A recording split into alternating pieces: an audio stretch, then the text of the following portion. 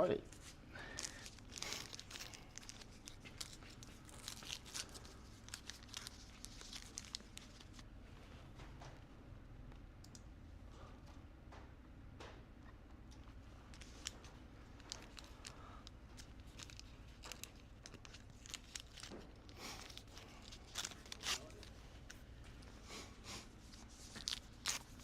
I've taken an annual leave day to get some jobs done around the house and get a bit of a rest before my outdoor game tomorrow. Done some jobs. I guess I better come and play some golf for a little while, burn some wood. I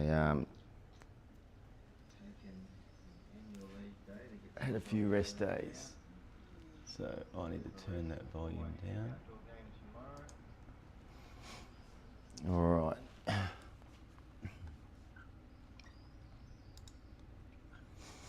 What I might do is go in here and go into, I might just go into Hangout, and then people can probably hear me through here if they want to have a chat.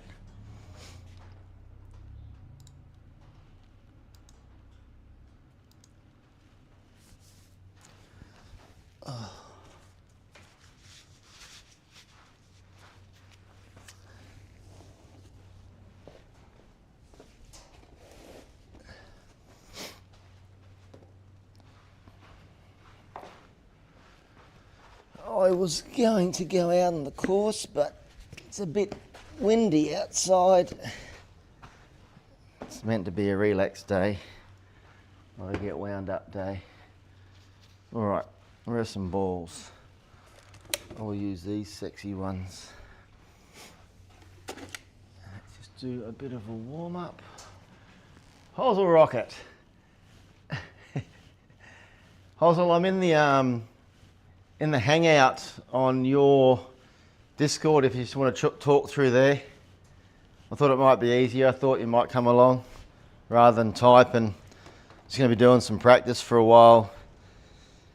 I might play something soon, but I've taken an annual leave day today to get some jobs done, but it's a bit windy outside. I can't spray the weeds. I've done some jobs inside and bits and pieces. It's now, what is it here? 10:15 in the morning. So I've got all day to have some fun.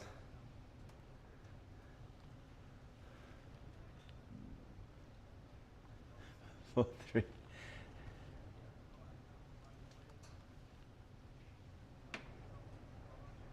Just gonna make sure I'm set to hear if you jump on.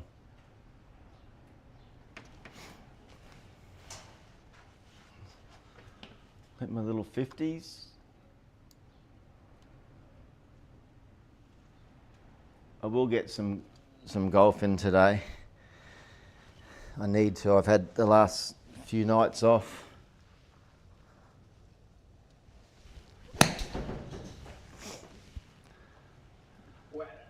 Who's that? Are you there, Hosel? What's up, buddy? Oh, yep, I can hear you. What's happening? Nothing. Resting my back.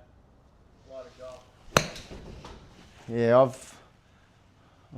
I've got a big weekend coming up with golf, so I've taken Friday off and I've taken Monday off. And it's funny, I was going to get in contact with Triple Bogey yesterday and say to him that I'm free on Friday and, you know, we can have a game if you want, because he's been pushing me for so long. And I saw your name up there. I went, no, I'm not doing a big dog one after. I'll wait for another time. That was a really good stream. You enjoy it? Yeah. Well, it's just, I think that in a lot of these circumstances, you guys can definitely grow from each other. I mean, I don't know if you're ever going to be competition. The good thing about SGT and GS Pro is most people who watch that stuff, they just want to watch whoever's going at the time. but there will be some more out of it that will come along for you. Yeah, I agree. I mean, it was cool, like you were saying, kind of bring like two communities together. Yep. And I also agree with the. I mean, we're all pretty addicted to sim golf, so if we're not playing, we like seeing other people play. Yep. Maybe we're gonna play just play it and see how they do. Yep. That kind of stuff.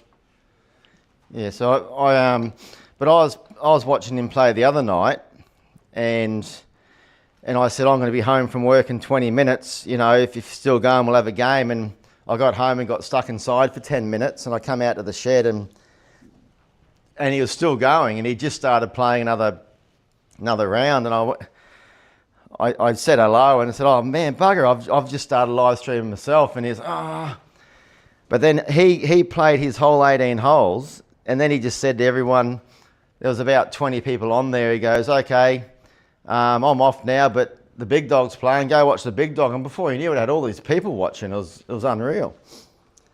Really? And I think even for me, you know, I picked up probably, you know, it's not about subscriptions and stuff for me, but mine went up, buddy, 10%. I only have to get 5 people to go up 10% though, Hosel. So I don't know why. So you did play a lot of golf yesterday. You might be a bit sore. Yeah, I mean, 36 yesterday, and then this afternoon I just did both rounds of the Pro Tour, which I played terrible.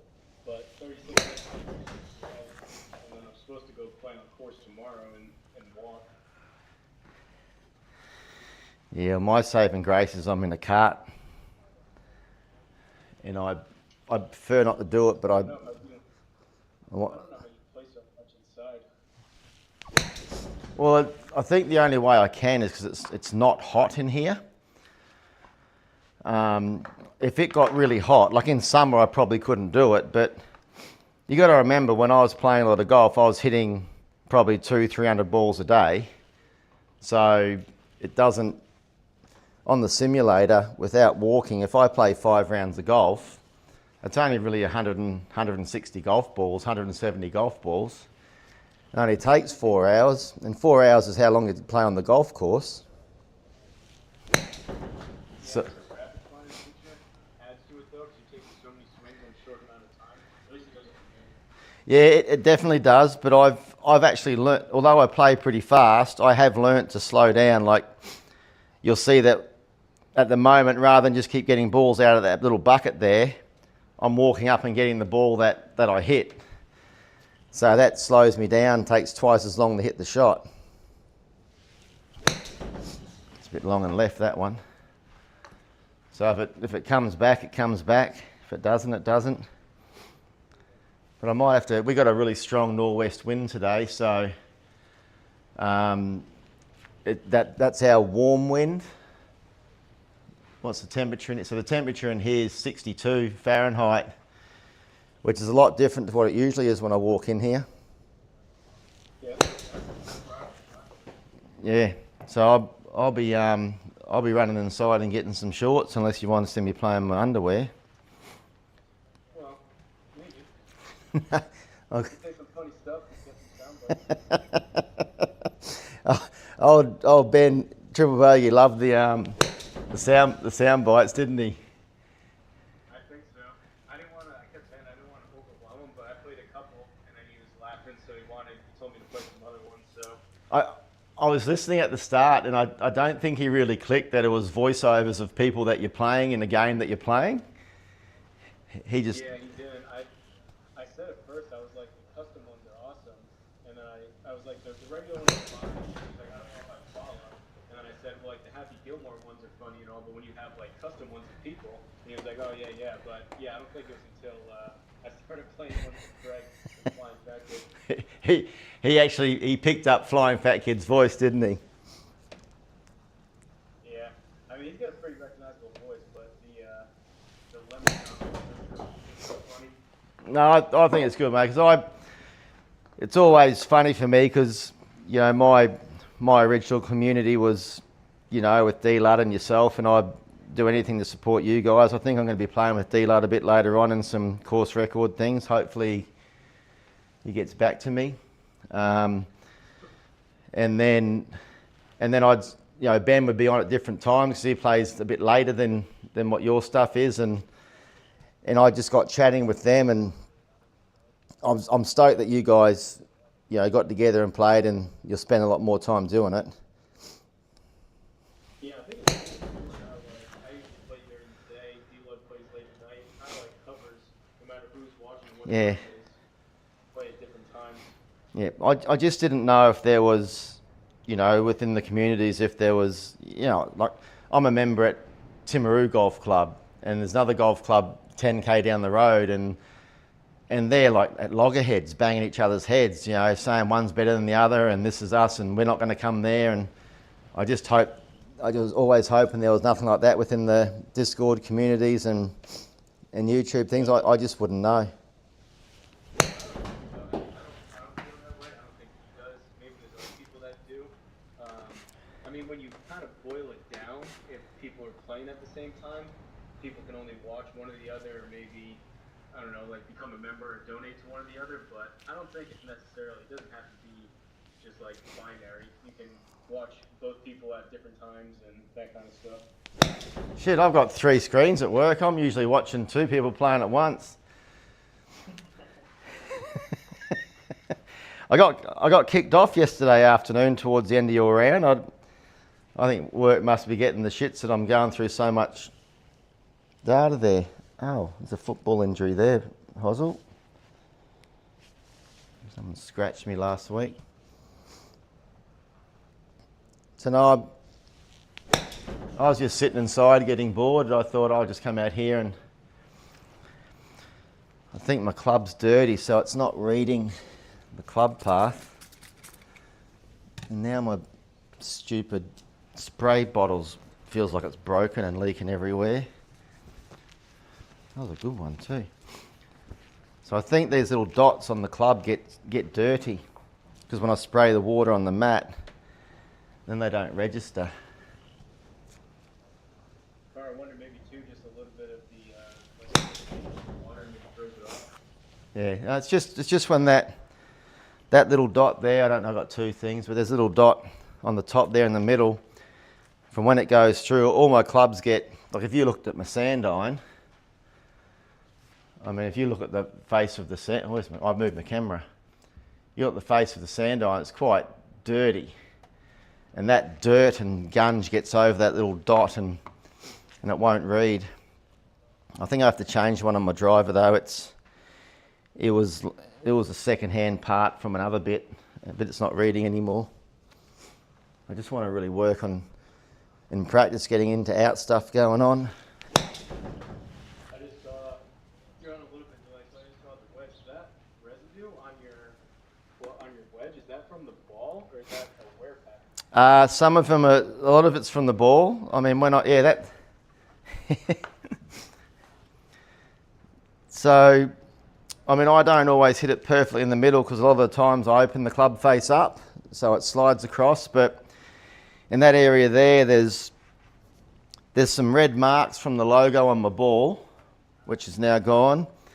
There's some green marks because when I play with the one ball, if I get a new ball out, when it hits that green canvas mat, the green gets stuck on the ball sometimes as well. And then, so you'll probably see on that ball, you might see there's a green tinge on it. And these are my work. These balls have my company logo on them. So they start off with that H on it, H for Hozzle. And they, but a lot of it is when you look at it and you see there's a line sort of across there. That's just from the wet mat. I don't over-wet it, but there's always a little bit of gunk or dirt or anything that's in there. And if you were here and you looked at the face of it, you'd laugh. So if I clean that. But clearly, I always thought, I tried to clean mine, but clearly it doesn't reduce your spin. You spin it at 10,000. No, I don't think it does. Honestly, You gotta teach me teach me one of these times how to get a little more spin out of my wedges. I know you hit down a ton.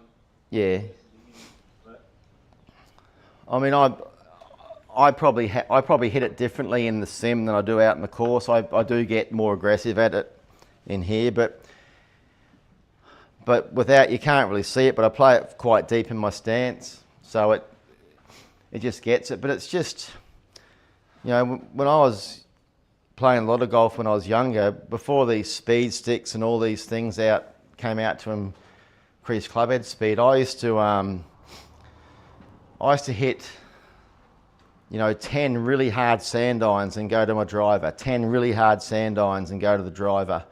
And then I'd start to hit 5, because the sand iron was such a shorter club, and you'd work your hand so much faster through the ball that by the time I went back to your driver, you were increasing that hand speed and everything through the ball as well.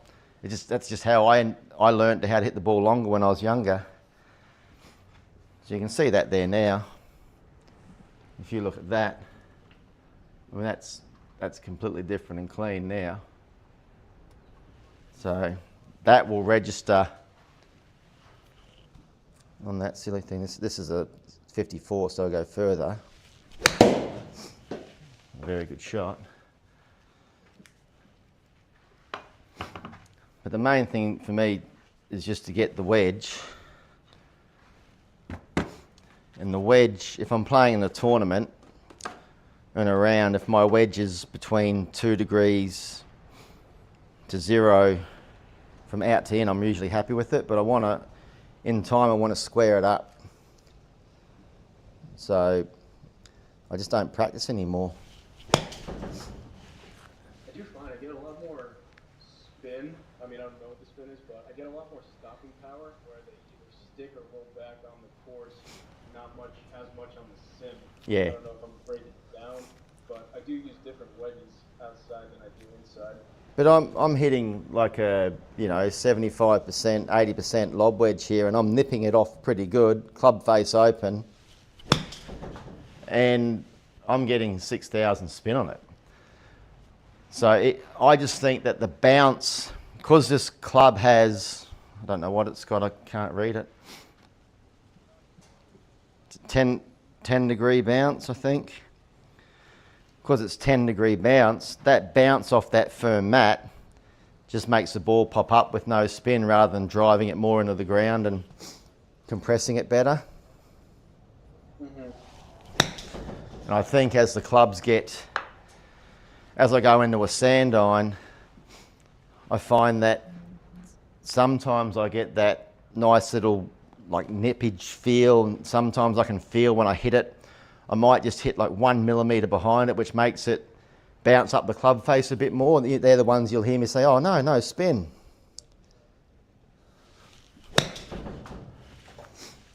So just hitting these. That difference of strip can make that big of a difference. Yeah.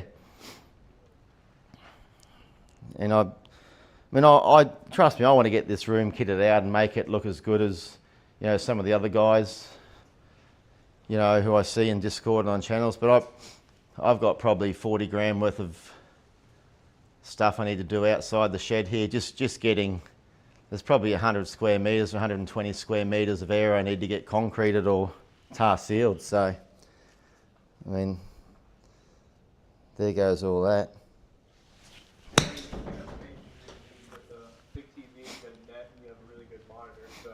Yeah, it may not look the prettiest. Mine doesn't look the prettiest, but for as much as you play, it works well. So yeah, I'm very comfortable. Apart from the few times that it's hit that wood down there and come flying back at my head, it's been quite good. What's going on here? This is. Oh, that's just my teammate tomorrow telling me what time we're playing. I was playing with Whiskey Rich the other day. We did a couple par threes, and he said one time he was watching you with his wife. And he was like, his wife was asking him, how come you don't hit with that little piece of green tarp? And he was like, well, I'm not good enough to hit the same little spot every time.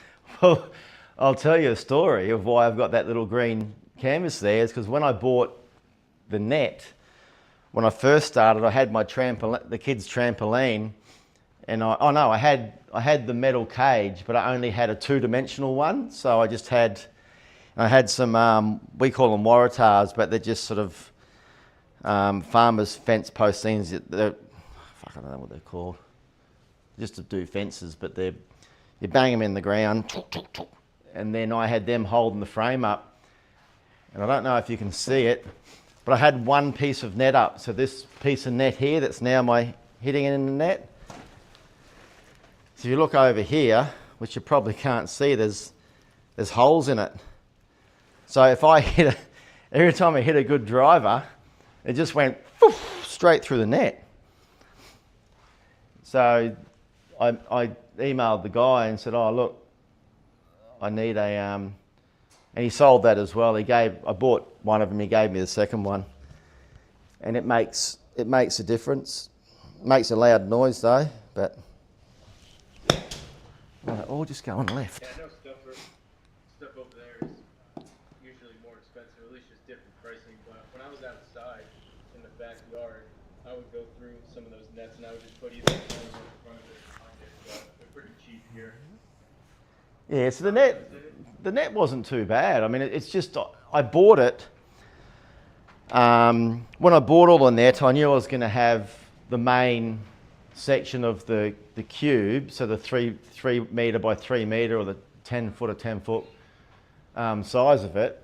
But then I was always going to put some more area on the side here to protect things. So I don't know where I put it. It's behind there. I've got probably 2 or 3 more nets that I can put up, but that one there, double folded, it gives me 3 nets before it would go through into the wall. Now I don't think it's going through 3 of them.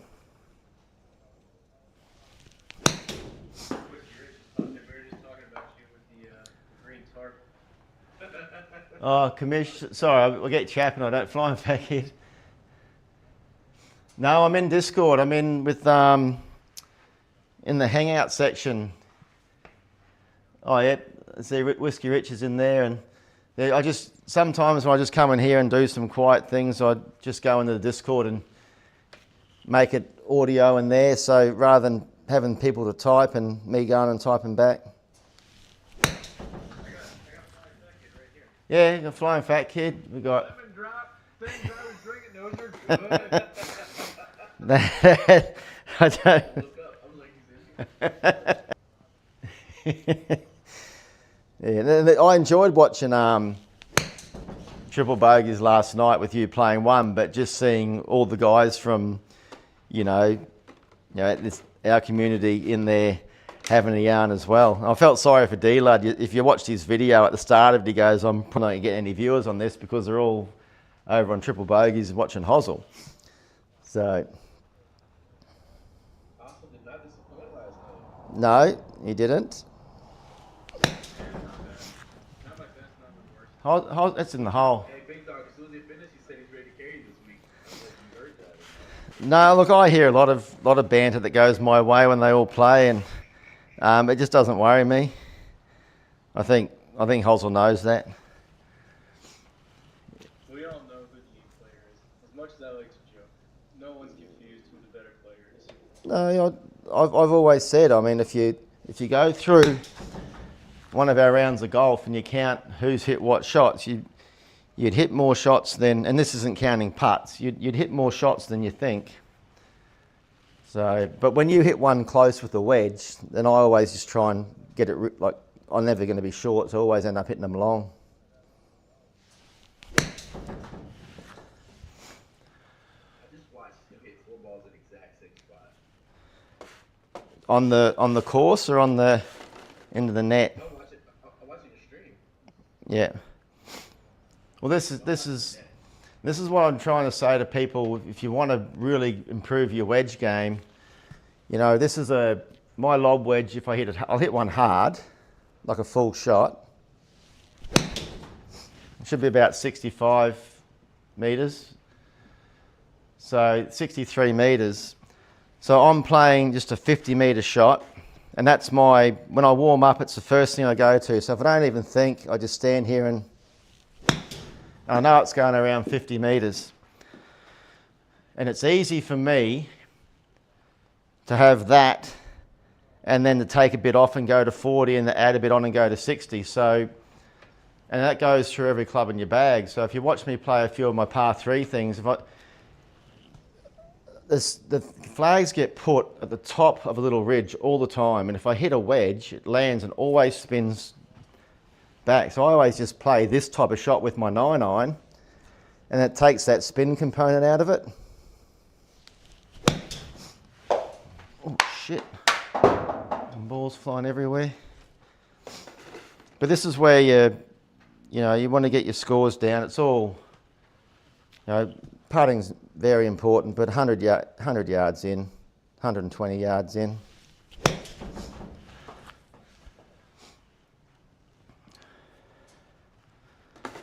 And then I go from here. I've hit a lot more than I usually do because I've been chatting, so I go straight to 75 metres, and that's the same for my sand iron, my 54 degree. So my 54 degree I can hit, where did it go? It's usually an 80-85 club.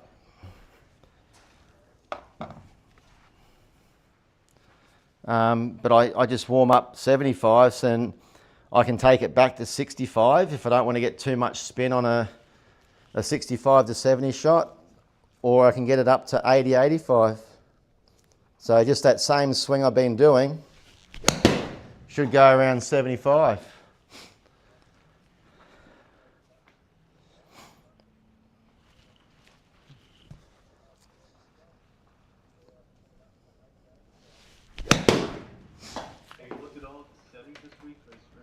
No.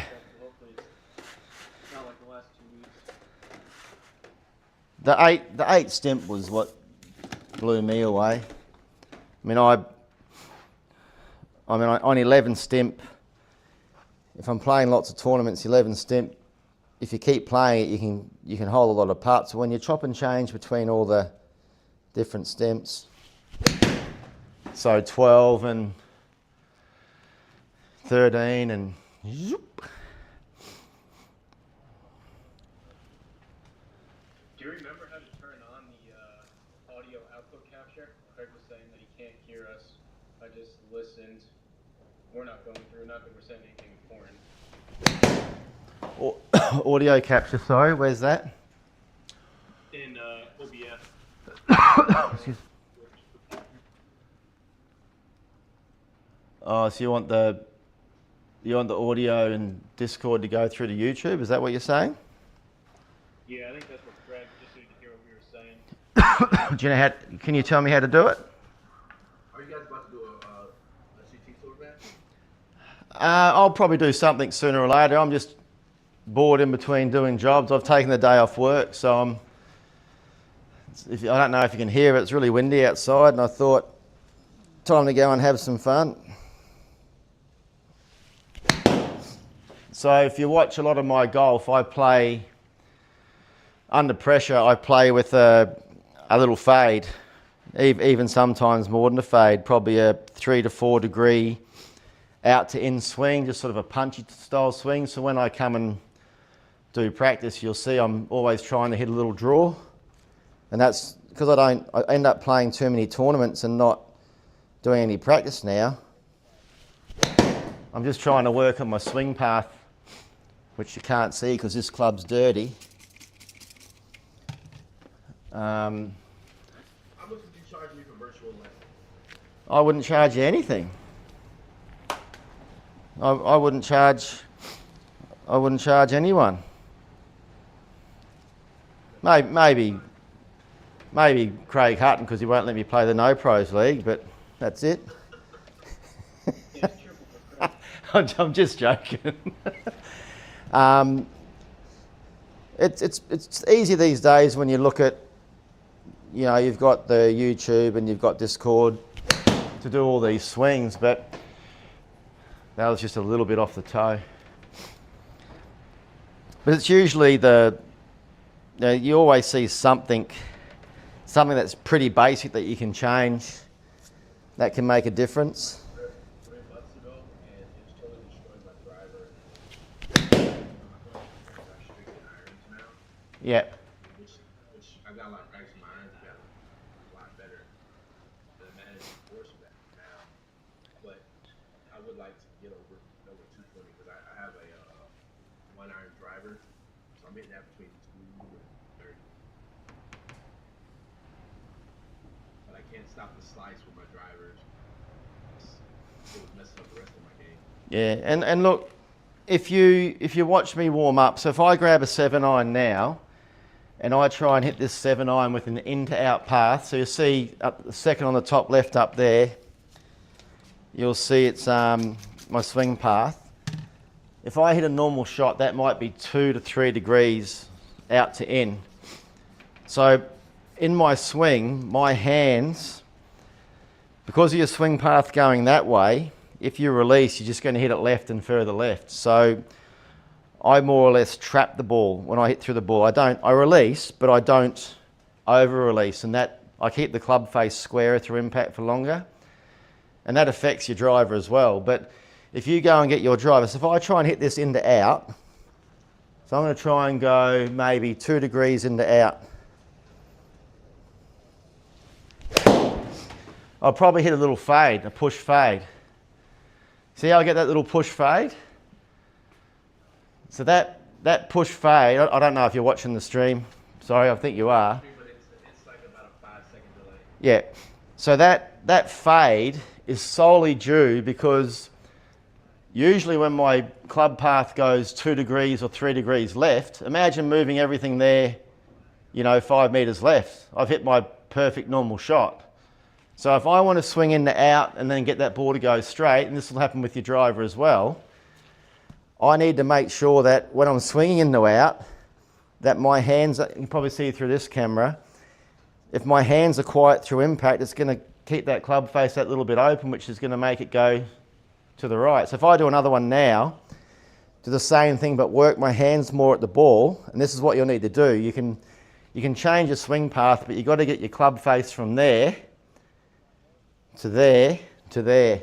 If it goes from there sort of and gets to there and stops at there, then you're in trouble. It's the same thing now, but I'll work my hands more to make it go out and curl back. So close. So see how that one went sort of straight without the fade? And it takes a lot for me to do that because it's not my natural thing. I'll get one. So the way I'd probably usually do is I'd close my stance a bit, and then my club will go up my stance. My club, when I'm straight, goes straight down my feet line. So if I want to swing more in and out, I just close my stance, keep the club face square to the target. So if I go now, but then you get, and this is why I don't play trying to hit a draw, because all of a sudden I'll hit a push, I'll hit a pull, I'll hit a push, I'll hit a pull, where I can just get up with a normal 7-iron and don't even think. And I haven't aimed here, so this should probably start down the straight line and fade a bit and just hit a little fade. So why wouldn't I just do that all day?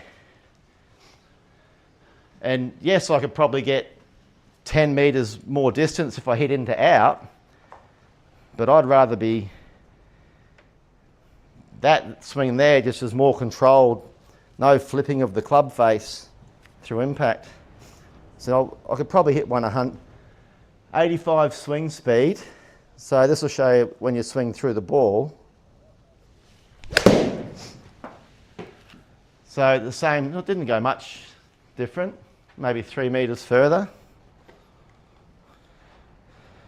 And that's why these simulators are so much fun, because you can sit here and you can look at all the numbers straight away. 25 years ago when I was playing, or 30 years ago when I was playing full on, I'd be doing this and I'd be watching my ball flight and I'd be guessing all those numbers. You wouldn't know, I wouldn't know. You just guess. So ideally, From Whiskey Rich's swing, it seems like he fires his upper body. He's coming over the top. Coming over the top. For me, when I tell people, it's the feeling of kind of keeping your back more towards the target throughout the swing. I don't know if you have anything like one particular thing you would say just help coming over the top and Yeah. finding that Yeah. body.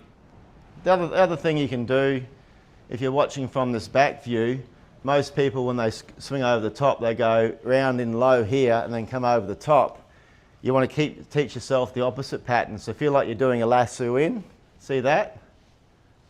Rather than that. So feel like when you swing it back, you're going sort of out, and when you come back, you're dropping it in here. And you don't practice that with your driver, you practice it with your 7-iron, because it's in the middle of the back. That last shot I hit is probably, you know, my dream type shot. You know, didn't hit it as hard, in between 0.5 in to out or out to in, and very little going on. But I'd very rarely play that in a tournament because I'd be scared of hitting a push.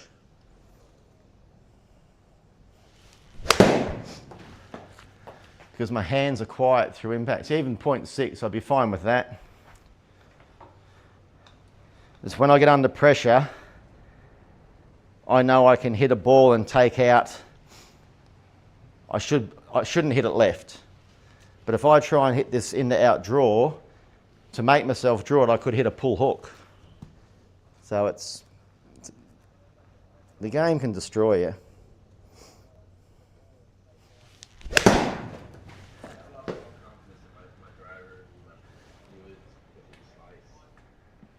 Yeah. So if I was to, like you said, use a pointer, what is your preferred camera angle? I see you have two. Mine is kind of over. Probably here. Probably dead behind. Okay, so let me see. I'm gonna throw my camera on real quick.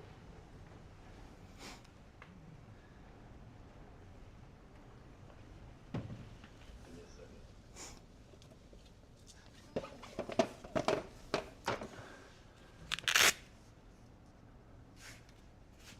Now, Rich, how many whiskies have you had? Oh, you saw the bar?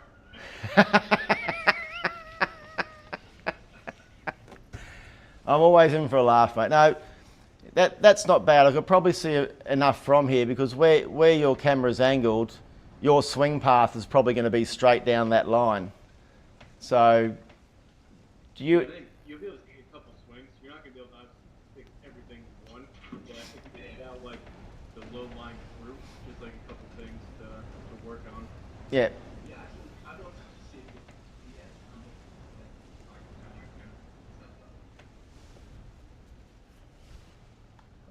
I'm just turning my volume up. I'm just struggling to hear you a bit. Yeah, so I was just trying to see which camera angle you prefer. Do I need to be higher, above, behind me? No, that's fine. I can see enough from there. I mean, there are lots of things that I should be able to see from here. That's fine. Hit a few balls. Or your golf, my golf swing without a ball there is like the best golf swing in the world, but it's straight down the barrel, straight down, straight through. As soon as I put a ball there, my swing changes.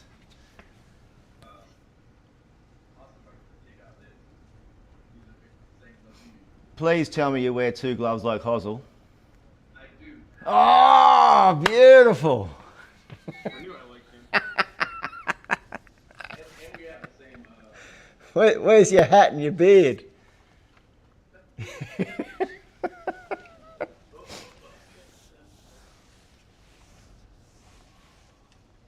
Hozzle, I found your doppelganger, whatever they're called.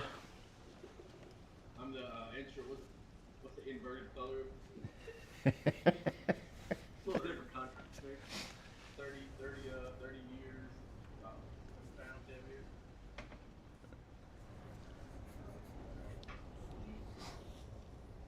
Make sure you hit a couple of wedges before you hit your driver, or hit a couple of shorter clubs. You don't want to hurt yourself. I'll just hit a couple while you're warming up.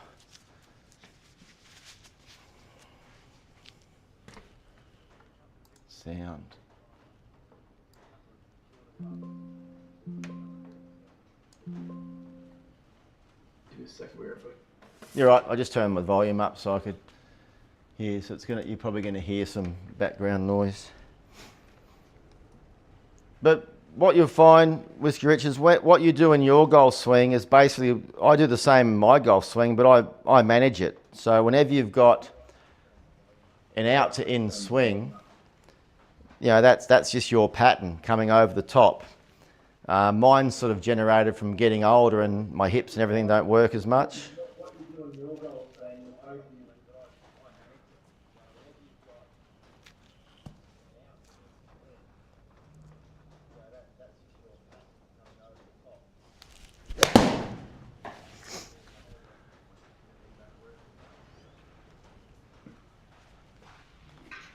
Can you hear me now? Yes, yes. All right.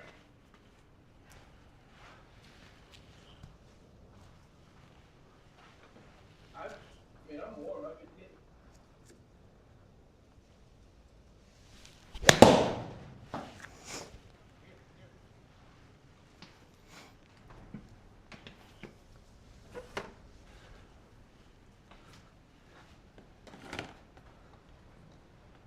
I was playing earlier today, so I'm kind of loose, but Yeah, you're right. yeah. I just know, just from years of playing golf, that if you're going to try and teach yourself a new pattern with your swing, because in a way your hands and arms will do the same thing with every club, there are a few little differences between maybe a driver and everything else, but I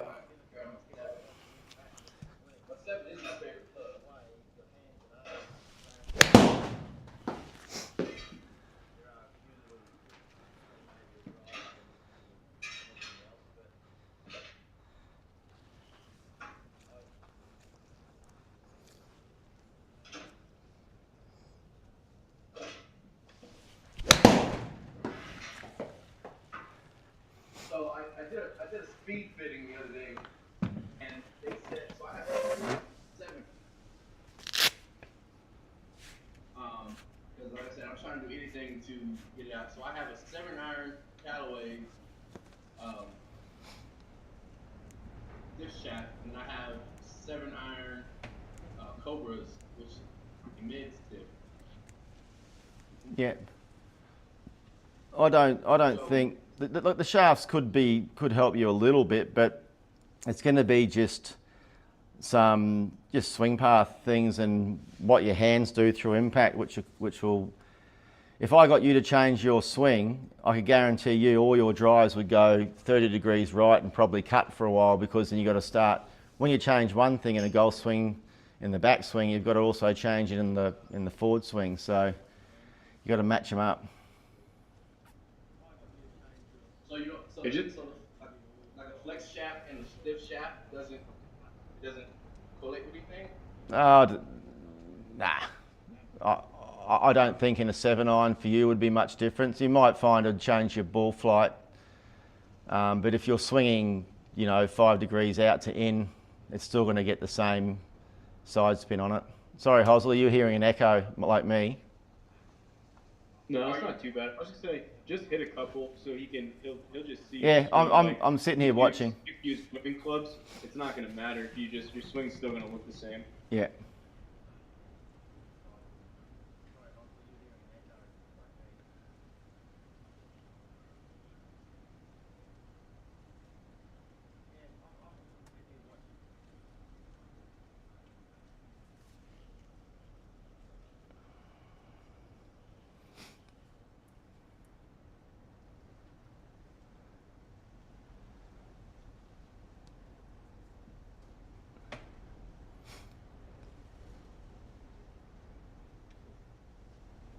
Okay, before you go any further, you want to have a quick look? You want to look up here, and so in your golf swing, and I do this in mine because my hips and my body's so getting old, I can't do things I used to do. When you hit a golf ball, probably this camera will be the best one to look at the moment. When you hit a golf ball, if you hit it and you stay with this back foot planted, everything's going to come around the left a lot more. You got to get this leg. When your hands are coming down, your weight's got to transfer to that left, and you got to get this like this, because this will allow you to get through the ball better. If you're trying to swing through the ball and this is all coming back this way, everything's going the wrong direction. So hit some wedges and just get yourself feeling as you hit. Just that finish will enable you to do a fair few things in your golf swing you can't do at the moment. Yep. So when you're waist, so see how when you sit up, your hips are pointing sideways. So when you finish your shot, when this leg comes through, you'll see that your pelvis and your belly button's pointing to the target.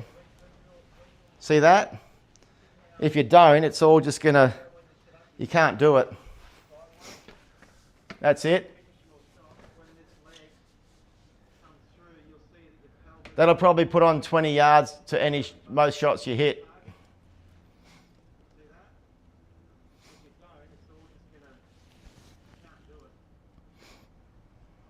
Yeah, you're getting through the ball now, even just that one swing. Yeah.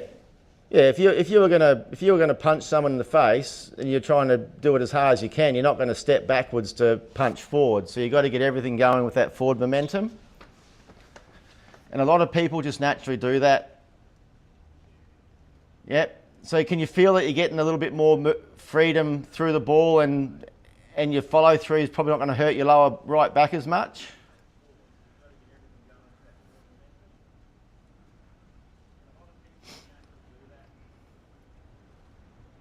So just make sure that when you finish, when you're following through, you feel the weight on your left leg.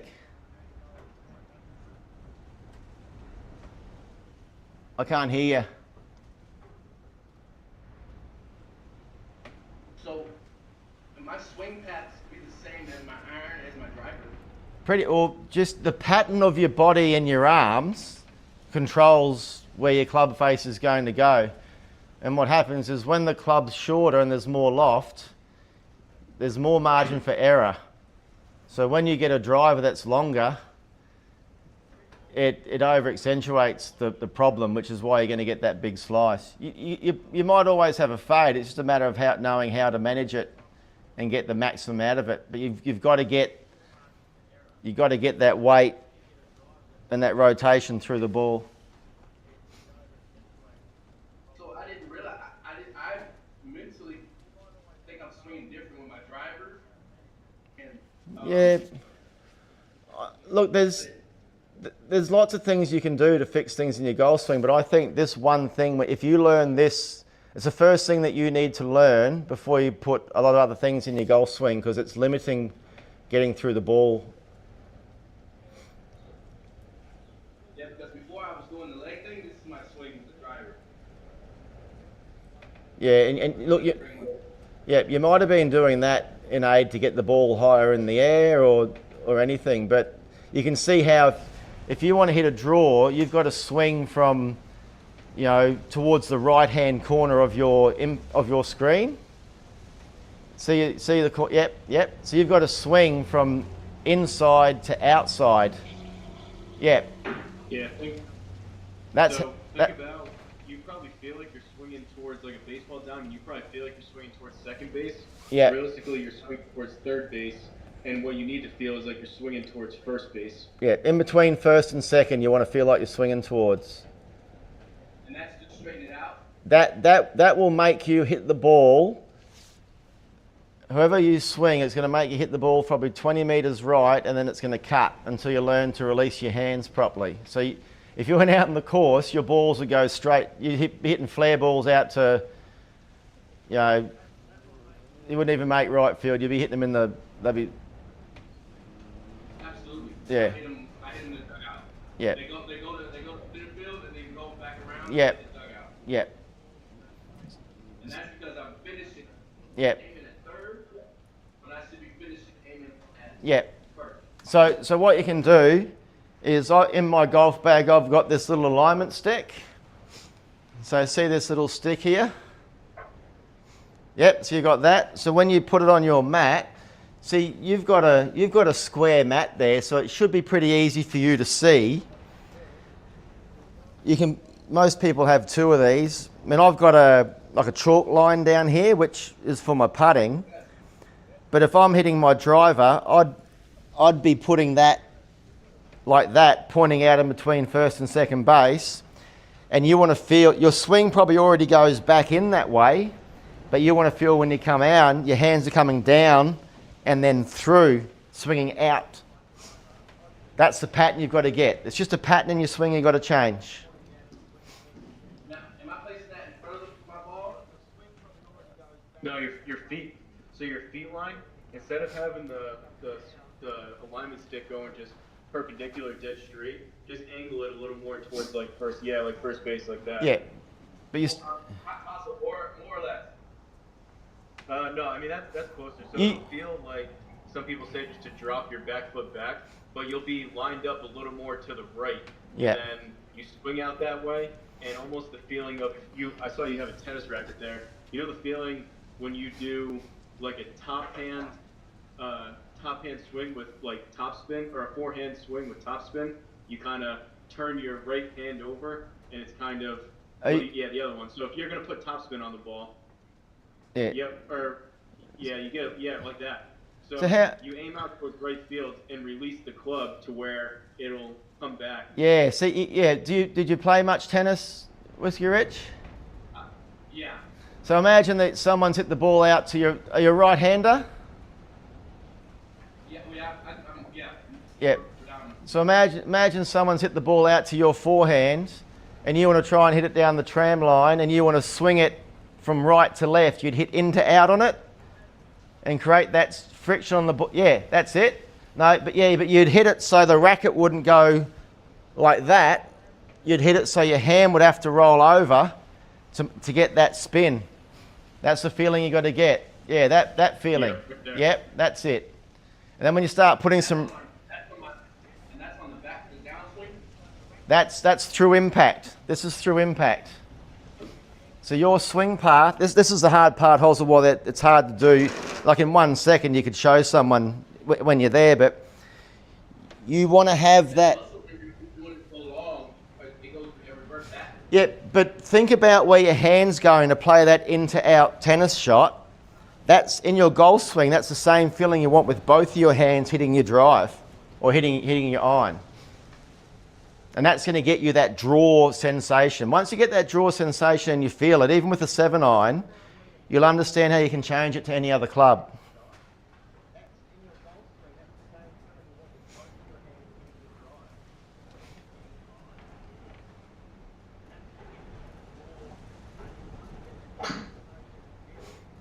Right, it'll feel weird because you've got to feel like you're hitting out and away from yourself, and you can't do that if your weight's coming sort of back to this right leg.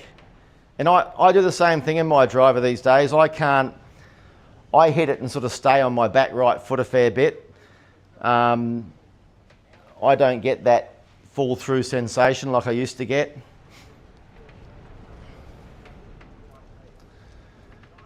But can you see my sim? Can you see me? Yeah, I'm watching. So what you want to do is, if you see that yellow thing's your feet, actually I'll change that. The white one is my feet, and then the yellow one's my swing path. Okay? There's no real use aiming your feet and everything that way. That will help you do it to start, but you want to feel a complete change in your pattern. So I'm going to line my feet up with the white one, and I'm going to swing down the yellow one. You don't have to take your backswing down it. You can take your backswing straight back and then come back in and go. That'll teach you the new pattern. But you want to feel that you're getting through that ball. I don't want you going in here and then come. Geez, that's windy. Far out. So when you've got this set, my feet are straight, you can actually probably make sure your shoulders are square, club face is square. Now when you swing up and down this yellow line, it's going to make the ball go out to the right, and when you release your hands properly, it's going to make the ball go out to the right and curl back, like the way Hosel hits it. So if I go up and down that yellow line,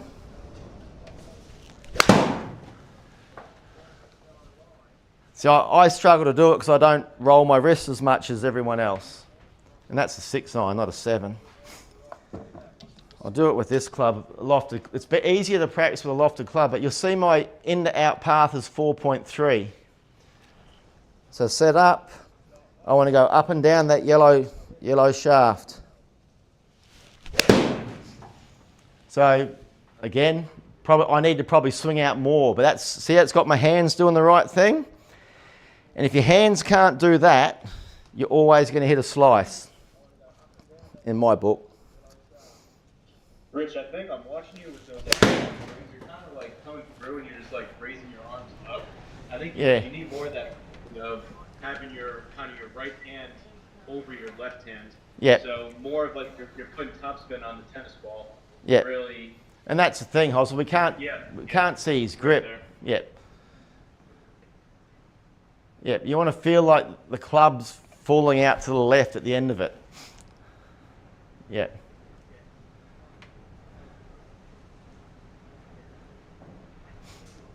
So he said releasing my hand. That's when Okay. Okay. All right. I'll sort it for you in one go. Grab your 7 iron.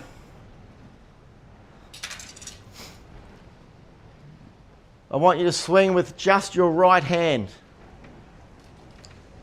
All right? So only your, no, that's, yep, the other right. So set up and then take it off? Yep, so left hand, yep. So what I want you to do is swing with your right hand, and what you're going to feel is when you come down to hit the ball, the weight of the club head is going to make the club spin to the left. So you've got to be loose in the wrist. So, and then swing down, and you see how that club goes left? See how that feels like it's going left? Yeah. That's what you got to feel in your golf swing. That's releasing the club. That's it. So, Do I practice that handed? yeah, you can do it one-handed because that'll show you if you don't release your hands, the ball will just go straight right. This will make the ball go left. Yeah. Right there.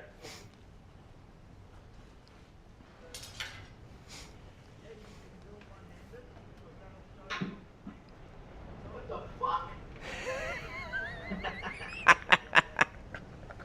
Those were good. Those were good contact too. That's crazy.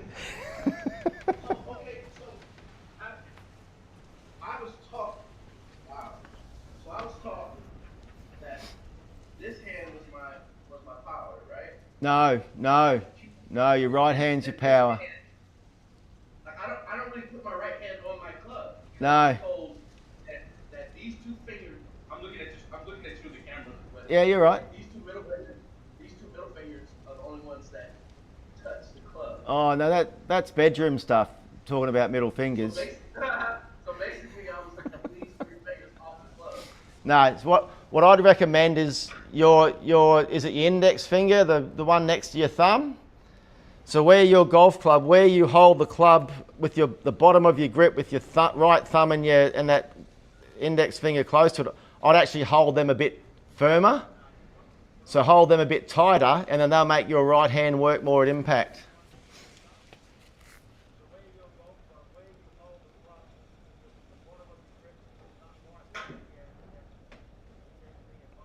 You'll get so much more power if you learn to just get that right hand to make that club face go through.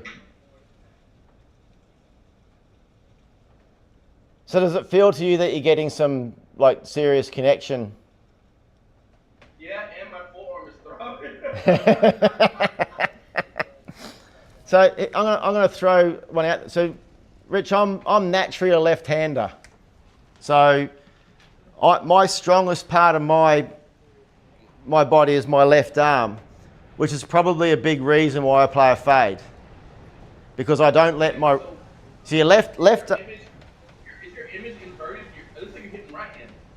No, I'm a naturally left... So I throw a ball and my strongest arm is my left arm. But I play golf right-handed. So as a left-armed person playing golf right-handed, I don't release the club as much as a right-hander probably would, or I've taught myself to control it because my left arm's stronger.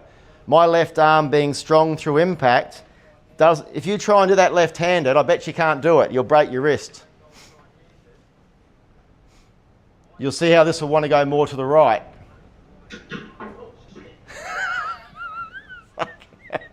What was that? That was... That was the roof. Is that your roof? Yeah, I hit the club slipped and went up and hit Oh, the ceiling. but so you can't do it hard because your left hand's more pushing through than rolling over. You can't flip your wrist back. Don't do it hard. I can't. Yeah. Yeah. Stay with that right hand. Yeah, so that I'm just trying to give you an indication of how what you're told was wrong. It's just your right hand's got to work more.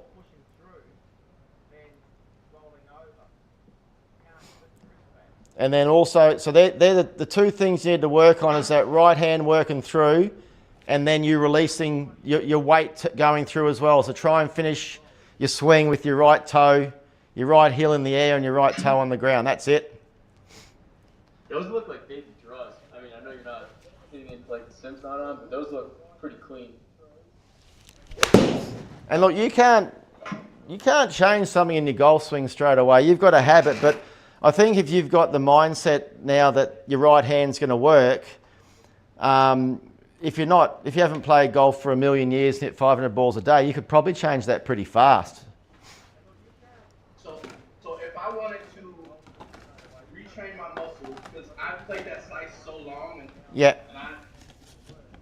I think maybe I kind of wrong. So when I hit my driver, so my right hand should be more dominant. Yeah, well, if you want to get rid of your slice, you've got to swing out towards first base, but you've got to make your club face, if you're watching my camera, I don't know which one's probably better to watch, you've got to, your club face starts here, and then if you go back like that, which it does, your right hand is what makes it come through like this and then turn over. If you do it with your left hand, it'll push like this and go straight. So the right hand dominant will help you get the ball to move from right to left. But you'll probably do two things. When you start to learn to release, you'll probably have the same swing path going left, so you'll hit it left and then it'll hook further left. So you're going to hit some funky shots, but you want to get the feel of watching the ball go right to left first, and when you start seeing that, then you can really focus on your swing path going through, because you've got to be able to get those hands to work through the ball properly. So you watch. But if you've got more than two things to think about, golf's even one thing's too hard. And then this is what you can do, Rich. If you watch this, I'm going to get 3 balls, and through understanding your swing path and all these other rules that happen with your golf swing, I can hit this way without releasing my hands, so from out to in, and not release my hands. And it'll go left to right. I can then go the opposite of that, which is swinging the other way from in to out, and then rolling my wrists to make the ball come back. All right? And you can see that's just a matter of that swing pattern and working your right hand more to get that to happen. The other one was making sure my right hand didn't take over, and it was more just the club doing very limited stuff through impact. You've got to do that second one. And it'll be easier for you to do with a 9-iron or an 8-iron or a 7-iron first before you try and do it with your driver, because your driver is longer and harder to manipulate the club head.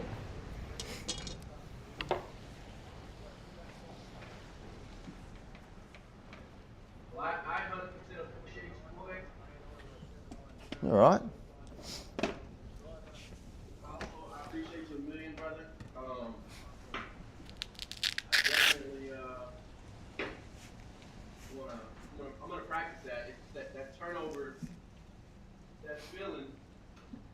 Yep. So if you want to get that feeling, just swing it with the one club. Even put 2 clubs in your hand, and you'll feel it just turn even more. And then try and get that right foot to finish properly. Yeah, that rotation through the ball. And that's the start of what to work on. That will get you way more distance. You'll get a shock if you get one right, how much further you'll hit it.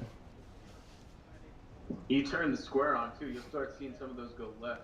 Like those shots with your one hand, and then when you start to put two hands on the club just with your iron, honestly, I would do that like 100 times a day Yep. for like a week or two. Yep. Like only do that and just focus on that, then move on to the next thing. Yep. So say that again, you focus on which one? Swinging with... What you were doing when you were doing the one-handed swing with your right hand, then you put both arms back on the club. When you it looked like you were hitting them really well. Just work on that feeling alone, just like 100 times a day, and just only work on that. Yeah. So if I'm playing a tournament and I'm struggling to get my hands through the ball and release the club, I'll do 3 practice swings before every shot with just my right hand to get that feeling of that club, being released. And if you get your simulator going and just hit some balls with one hand, you'll get the shock when you see the ball flight when you get it right and how far it will go.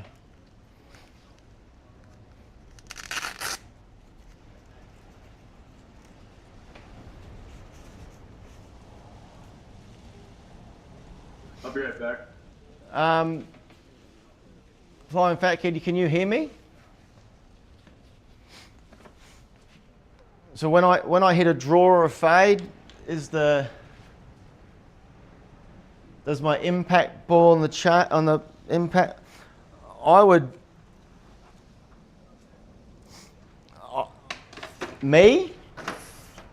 say no, because if my club face is square, it doesn't matter. It might, if I'm hitting into out to make it spin. It's not me hitting the left side of the ball to make it spin. I'm still hitting the ball in the middle. It's just the club face is moving on an in-to-out path, which is creating the spin on the ball. And same coming this way. I'm still going to hit the middle of the ball because the ball, you're probably talking a fraction of a millimetre if you're out to in on one side because you are coming one way, but I wouldn't even think about that. That's making the game so complicated. All I'm thinking about is I want to play a draw. So for me, I play with a little bit of a closed stance anyway, just for mobility issues. But my philosophy of golf when I was playing all my best golf 30 years ago was if I set up straight, I line up straight, my club face is straight, and I swing straight back and swing straight through, well, in theory, the ball should go straight. So all I do is make the slight adjustments. So if I want to hit a draw, I just close my stance maybe 4 inches. My club face remains straight. My shoulders now are in line. My it's all in line, so it's actually all aiming right. So all I'm doing is swinging up and down the line of my body with the closed club face, which will make the ball go out to the right and then come back to the left. That's as simple as it is. And you guys have watched me long enough to know that that's not my natural ball flight. Me and my golf and my consistency is that the fact that you've got to work your hands so much, yes, that gets you the distance, but I want the control, so I like to quiet my hands down. So even with a 9-iron, I'll set up dead straight, and I'm happy to have a 2 degrees out in the swing with a little fade because I take that hard left shot out of play. The worst thing that can happen is me just not commit and hit it, 10 metres right. So if I just play a normal shot, I can do that all day. And we all know that golf's not about your good shots. Golf's about where your misses go and your bad shots. So if I can know I'm going to hit that 9-iron and not hit it out to the left, and I might hit it dead straight left, but it won't be in the jungle. It takes all that. Yeah, it's weird. It just takes.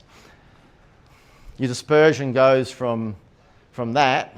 So now I know I don't hit it left, so it's there, And because if I stay in my shot and commit to my shot and don't stop and come out of it, then it comes to here. So my bad shots, if I'm aiming 5 yards left of the flag every day to hit a fade, my bad shots should always miss short right. And then I'll determine what shot I'm going to hit to where all the danger is. And if short right's danger, then I'll aim further left and make sure that my short right shot comes, is okay. It's weird, but that's most with the longer clubs. With the shorter clubs, I'm probably more aggressive.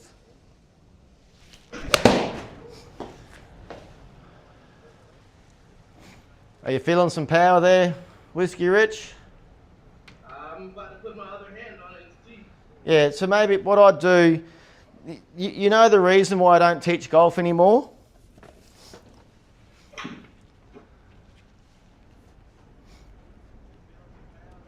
What did that one do? Went straight and 170 yards. And what's that, your wedge? 8. What? Well, so is that showing you a difference already? Yeah. Yeah. I don't hit straight. Yeah. So it'll give you the concept of what you need to do and work on to get something sort of going straight. So I'd be hitting, I'm going to give you the reason why I don't teach golf anymore. You want to listen to it? Okay. So I spent a lot of time in teaching golf in Asia, so Malaysia and China, 20 years ago. And when I was there was always people from the American embassy, Canadian embassy, Australian embassy, all these embassy people were there. And I'd be teaching probably 80% Asians and 20% Westerners. And I'd say to one of the Asian students, I need you to practice this. I need you to hit 500 balls like this and practice this drill. And this is going to change the habit in your swing and you're going to get better. That guy would hit 500 balls and come back to me the next day. Where if I said it to a Westerner, if I said you need to do this drill and practice on the practice fairway to make it better, they'd always go and try and do it on the course. You've got to do the drill to change the pattern in your swing. So as much as, and I know it's tough, but you would benefit, if you're playing a tournament, don't do it so much. You want to just not think and just be on autopilot. But when you practice, you'd benefit from doing 3 practice swings with your right hand and then hit with 2 hands. 3 with your right hand, then hit with 2 hands. And all of a sudden, you're going to feel that come into your game. So when you swing with your right hand, make sure you're swinging up that path line out to sort of first base as well, okay? That's what I'm using right now. Yeah. That's my baseline. Yeah, oh, flying fat kid, that makes sense. If you feel like you're going to hit the inside of the ball, I guess that's a good way of looking at it. To me, it's, if I'm going to hit a draw, I'm visualizing my in to out swing. So I'm looking at something about a foot in front of the ball, my target line. You probably saw my target line thing I did a while ago to help Johnny Danko. But if I want to play a draw, I know that everything's pointing straight and I know my club face is straight. I'm visualizing something just in front to try and make sure my club goes out and over. And I'm hitting a fade I don't worry about as much because my natural golf swing will come to the left to do it. So the main one I think about is making sure I'm sort of, when you get here, you're down here first and then through. Because that's the modern move. The modern move is from here, rather than going there, from here your first movement's down and then through. So that's what you feel on a draw for me is, and I could do that, but in a competition under pressure, I get scared to do that with my hands. That's why I hit my little fades. In a tournament, if I have to, you'll see me hit draws. I always have a laugh and say I'll hit a draw for Stice, but only if I have to.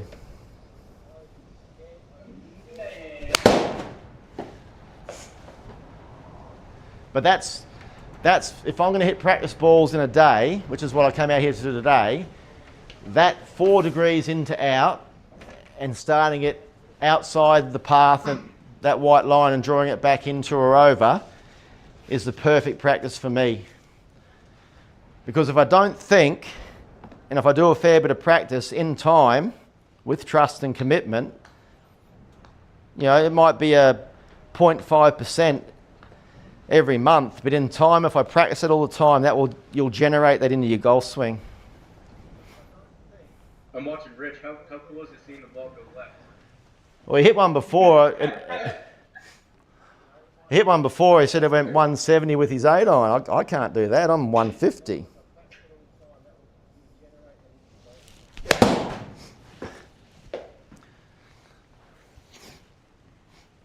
It's just hard. The muscle memory is hard to get over. Yeah, it is, because you've got a built-in habit.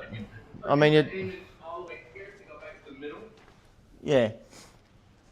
So you've always had an out to in loop.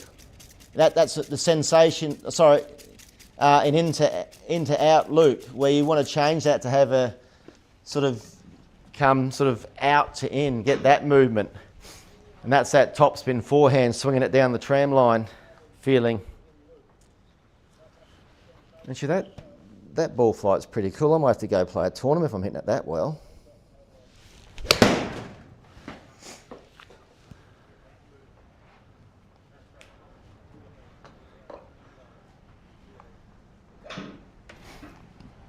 And this is what I don't get to enjoy. And Whiskey Rich, this is why I'm happy to help you, because to me, when I come out to the shed to play golf, I think, oh, I've got 15 freaking rounds I need to play. I've got to play this round. Today was just all about just coming out and hitting some balls, and that's why I open up the chat and discussion. So I'm happy to help. You know, what I say might not be right to what everyone listens to, but it's what I'd be doing if I was you. Listen, if somebody doesn't listen to me, show me the scorecard.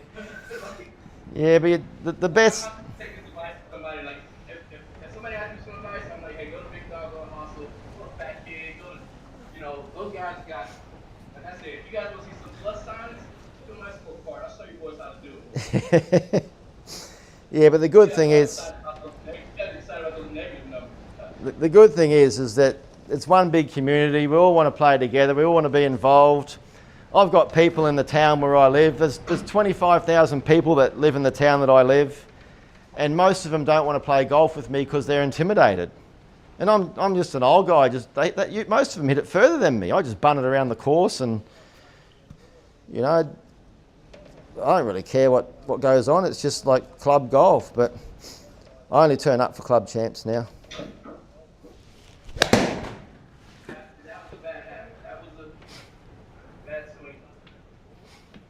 Hey, and look, you're going to hit more bad shots than good shots in golf, trust me. But it's just a matter of where the bad ones go. Just get that feeling. I think it was cool. Yeah, you get that. Big Dog, you probably felt the same. Sorry? It was cool. It was cool seeing Rich kind of have like that eureka moment when he was hitting them. Yeah. That was cool. And when you teach golf or you teach any sport, all of a sudden when that it just clicks in your brain of the feeling that you've got to get, and you go, oh shit. And it's that, you're right, it's a eureka moment, and then you know to start to work on that. And if you understand friction laws and what happens when you swing into out and out to in and what causes things to happen, it makes it easier. What happened there?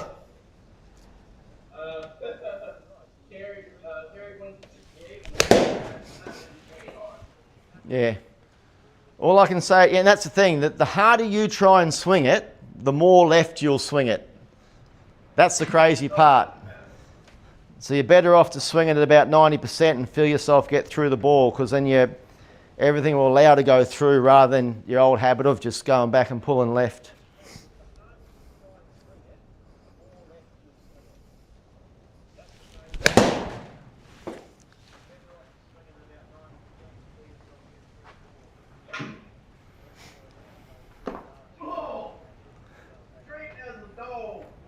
Whiskey Rich, I'm telling you, mate, you're going to hit a driver and you're going to hit it like 50 to 70 yards further than you've ever hit it, and you're going to go, what the fuck just happened?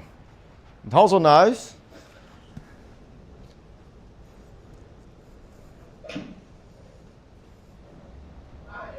You're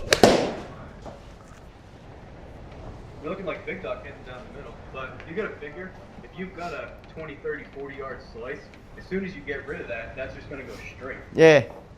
So you get an idea of how long that curve is to go 240 yards, and imagine it going straight, and all of a sudden there's 30 yards of that line that's just going to be going forward rather than left or right, let alone taking more spin off it and going further.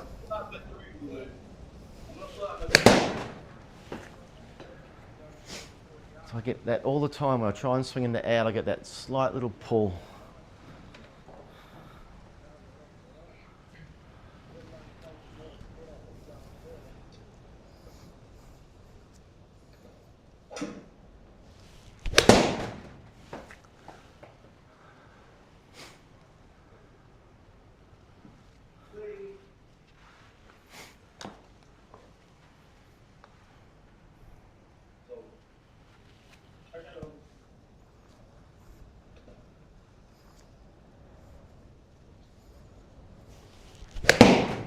That's a bit right, I think.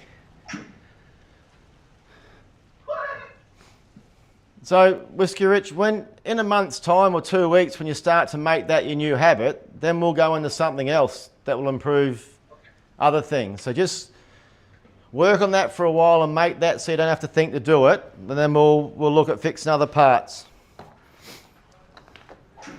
Because usually if you've got an out-in swing, you're going to have probably a angle of approach that goes down, so Hos will be able to help you with this because he does it really well. You've got to learn, if you're swinging through, to get that ascending blow with your driver, not hitting down on it. Yeah, we won't talk about that now. I don't want you to think about too many things.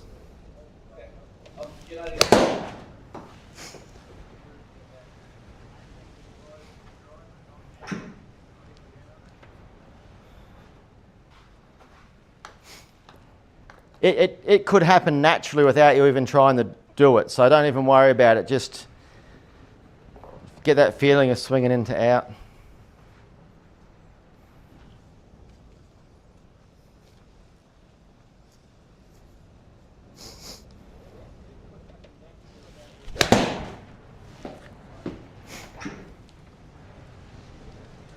Hey, Whiskey Rich. Next time Hosel's doing a live stream, just chuck $5 in his YouTube account. I'll wait. No, all the credit goes to Big Dog.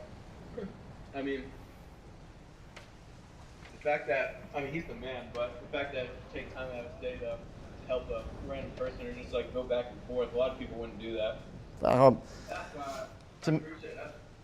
And I watch him all the time, too. I watch him all the time. But this is the thing, and this is why I enjoy playing with D-Lud and Hoslin, you know, Flying Fat Kid and Craig and Danko, is all these, and Stice, that they all have a passion for the game. I mean, I'd just be selfish if I did not try and help them. It cost me nothing. It's just time. I'm in here anyway, but I'm happy to. He's like actively listening and like trying to do stuff. You get some people just like sitting on the house saying, "I'm going to try that," and they want all the information, but you actually try to work on it. Yeah, I said that.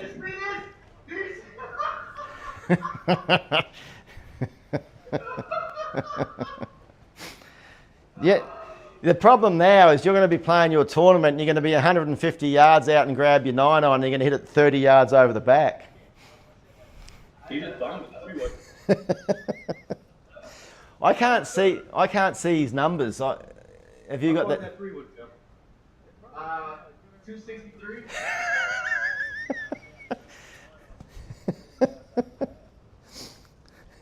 I've never tested middle of the fairway with a wood before or driver without going to hole number 2, come back to hole 4. Yeah. And Whiskey Rich, it might benefit you just to hit your 3-wood off the tee for a while you're making the changes, because it will give you a little bit more forgiveness. And off the tee? Oh, you're hitting that off the deck, are you? Yeah, he just hit 263 off the deck. Oh no, I was just saying when you're playing around, just maybe just hit your 3-wood for a while rather than getting the driver out, because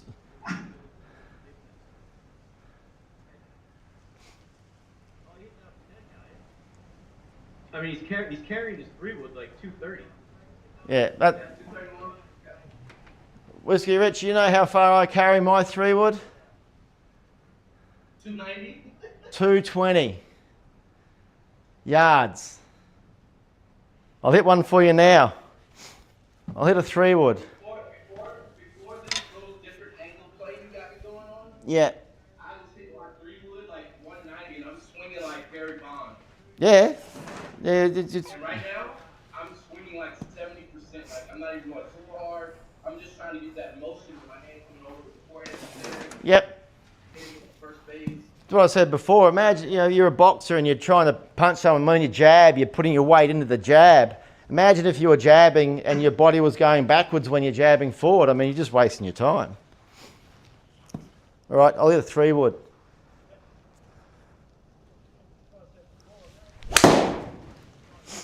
You were leaking power, so it was just inefficient. So you're swinging harder, and it's just you're not putting the power in the right direction.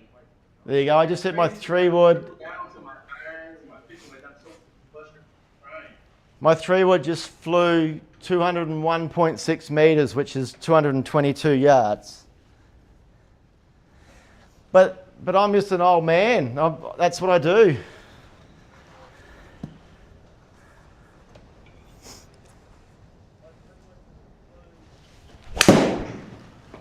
Look at that one, Hosel. That's a bullet. But same again, 201.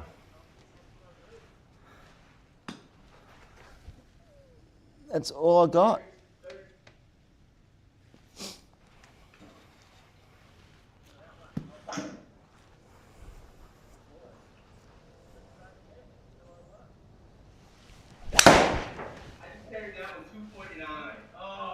Well done, mate. No, I'm stoked for you. That's what the enjoyment I get out of it, and why I coach kids football and all the sports that I help with, is just to see someone improve, and the satisfaction and the smile on their face when they start to do it.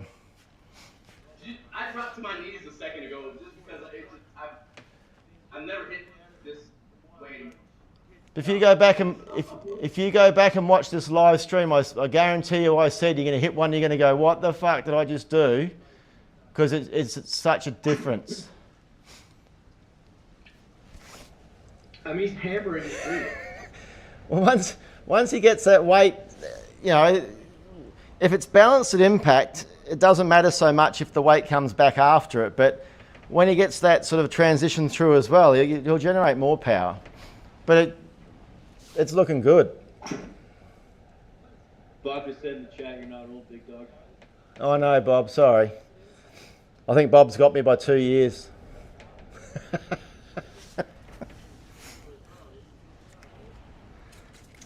Hey Bob, I'm older than I was.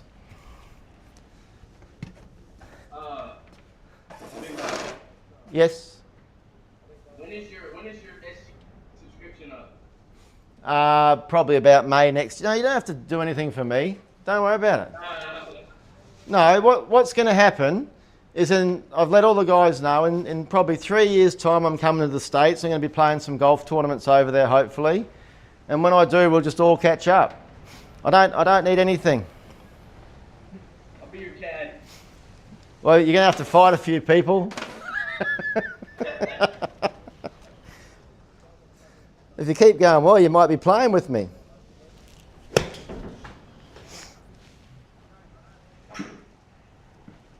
Just enjoy it. Just make sure you spend some time doing that drill when it's good that you're smacking some now, and while you got the confidence, keep going. But if it starts to go a bit funky, just get that sensation of that right hand. So that's going to be my new routine now, my pre-shot routine. Yep. Right hand. Yep. And you know that if you start hitting it like straight and it hooks way too far left, what you're doing is you're having too much right hand in it. So as long as you know that, and then you can fix it.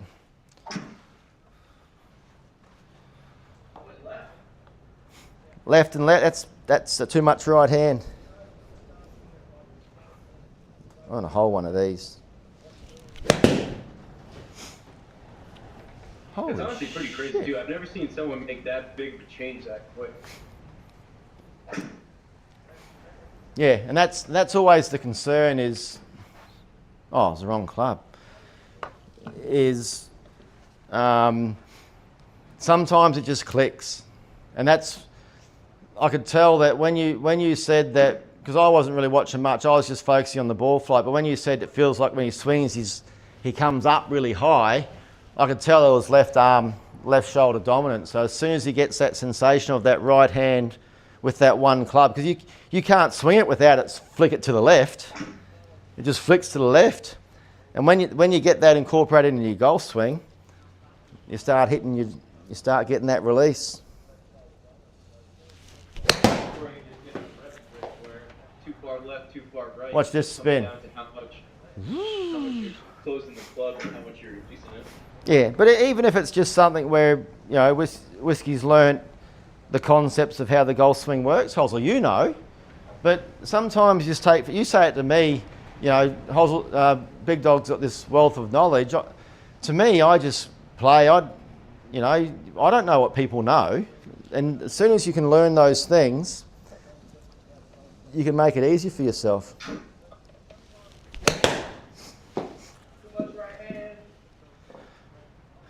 I'm not actually a big fan of, funny enough, YouTube channels where, you know, people I know, local people go, oh, I saw this on YouTube, I need to try this. And I'm like, you already do that too much. Why do you want to try that anymore?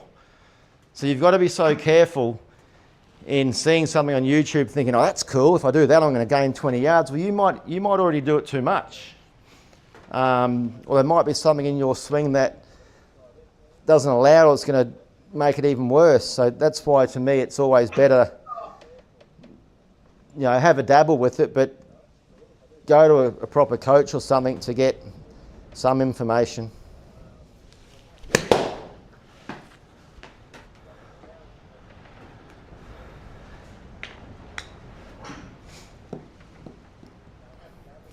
Hosel, does that new camera angle look all right? This one here? I moved it probably. The overhead?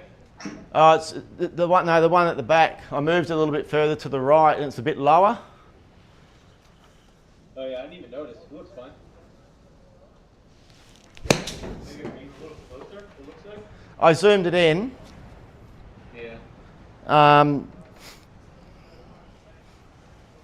just lucky that my shiny head just creates good light in this shed.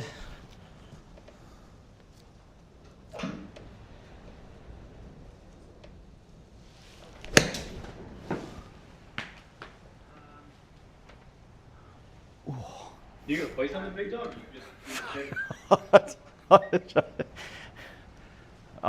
right, I'll play something. Hey, what's his arm?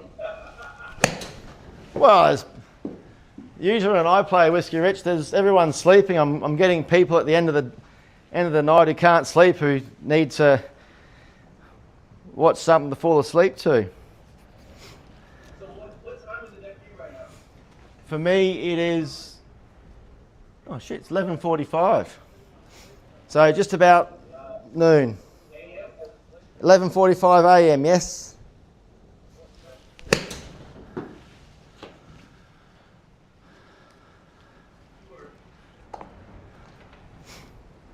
What time is it over there, Hosel? 7:45 for you. Yeah. You're better at figuring out the time this way than I am going that way. I just take 4 hours off what I am. So if I'm 11, I know you're 7. Or if I'm 2, I start to get confused, but I know you're probably 10.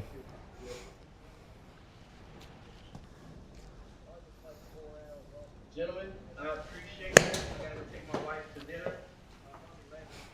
Enjoy, mate. Have fun, buddy. Have fun, buddy. Always here if you need some help. Super excited about that, man. That was a crazy change. I can just feel it. Yeah, wait till you wake up and you realise it wasn't a dream. Mess around and knock 10 strokes. Just never forget the importance of chipping and putting. Well, maybe the fact that I was playing so bad with my wood. I haven't played with them in 3 months. Well, no, it's been like 6 weeks. 6 weeks, and I've been playing with nothing but irons. So I was forced to hit nothing but irons. Yes. So I'm gotten really good at hitting my 4-iron, 190, 200. Yeah, beautiful. 220. And so that's what I was just doing. I was nickel and diming myself down. I think he'll go 220, 230 now. Yeah, you get a shock.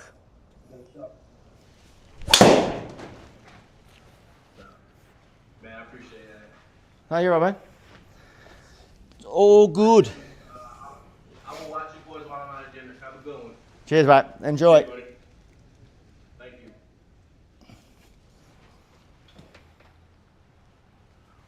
That was cool. You're the man, big dog. That's all good. No, look, I know what's going to... When someone's passionate about the game and they want to get better, I'm always going to help. You know, it's always will. That's why I enjoy... Sorry? Tell Bob that we're just in Discord. He was asking how we're talking to each other. Oh, Bob, we're in Discord. So if you go to Hosel Rocket's Discord page, we're in the Hangout, just having a yarn. Saves typing.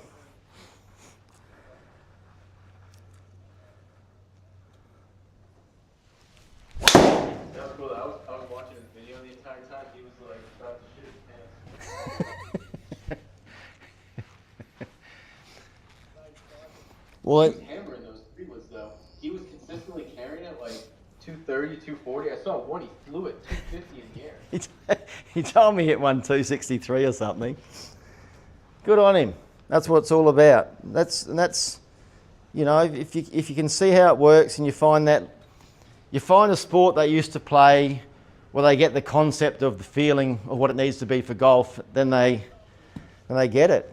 You know, when you mentioned tennis racket, straight away I was thinking about that forehand that you hit down the line that curls back in, because that's the feeling you want. Yeah,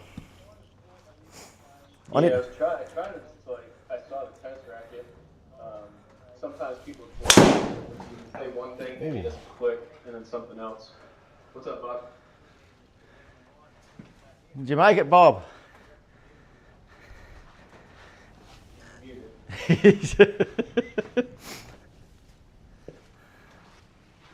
There, how's that? There you got it. I don't think I've ever spoken with Bob before. It's always just a late night type and a chat. I know, it's only 4:49 here. All right. Yeah, I've taken the day off work today. Been working pretty hard, and I got a golf tournament over the weekend, so I just wanted a bit of time before and after. So I took Friday and then Monday off. So Monday could be an enjoyable day when it's your Sunday. Tournament Saturday and Sunday? Yeah. So I think, crazy enough, it's an American foursomes or something where you both hit, then you hit your alternate ball and you take the best one after the second shots. Okay. And then the second day is just a straight out stroke event. And I was going to go out and play today, but I don't think you might be able to hear it on the shed, but it's blowing a lot. Is the weather supposed to be good? Usually when you get this big nor'wester, it brings in the rain over the mountains. The mountains are probably 50k that way. And then it brings in, the nor'wester will turn into the southerly, that brings all the junk up from Antarctica. So yeah, it'll be warm. So still 62 in here. So 17 degrees Celsius, which is not bad.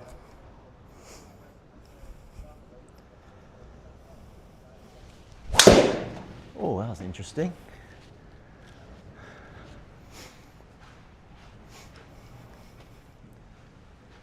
I've lost all my tees. So I'm using these ones I bought off Temu and they keep breaking. I get about 2 hits.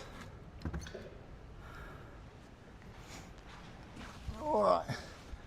I don't know what to play. I might go and play Triple Bogeys League.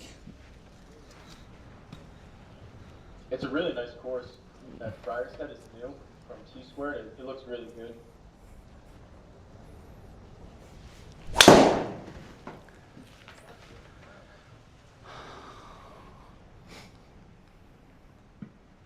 might have to put a new sticker on this driver. That one's just not registering anymore.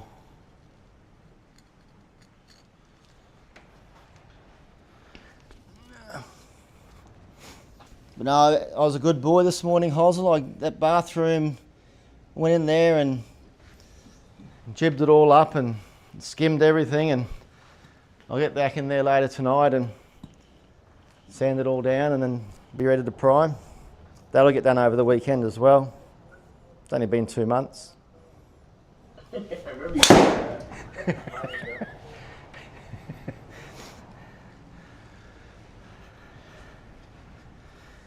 Oh. You get the all put back to where it's normal after the party? No, I've still got the lounge chair here. So the big 2.5 seater, 3-seater there. The bar's still over there. I think you can see it. So instead of being over here, the bar's still in the... Yeah, nothing's moved. I'm leaving the boat out because I'm going to go down the lakes in a couple of weeks, so I'll take it down there. This ball looks pretty good for one in this bag. All right. Ooh, Jesus. I do some things on the warm-up, on the practice fairway, that to really try and work on a certain shape. I think Bob was saying to me the other night I think it was Bob, it might have been you, Hosel, someone was saying, I've never seen you hit the ball left so many times. But I'm really trying to get that angle of approach to around 0 and then try and swing out. But because the ball's so far forward in my stance, and I myself don't get through there as well as I used to, I do play it from a little bit back, and then everything just follows your body and gets that little turnover pull. I'll try and get through, wait through and hit through. Maybe when Risky Rich gets back from dinner, he can give you a couple pointers.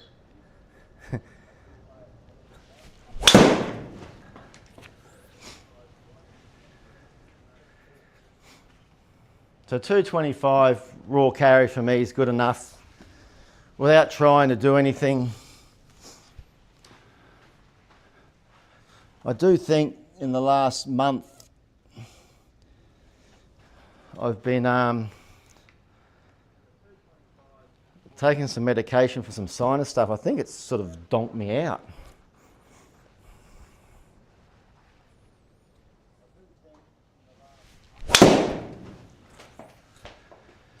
And I changed back to this yellow shaft because I was a bit flat the other night, and then when I went back to put the heavy one back in there, it felt terrible. But this thing was producing some good numbers though, Hosel. Remember, it was getting like club speed was getting up to 154.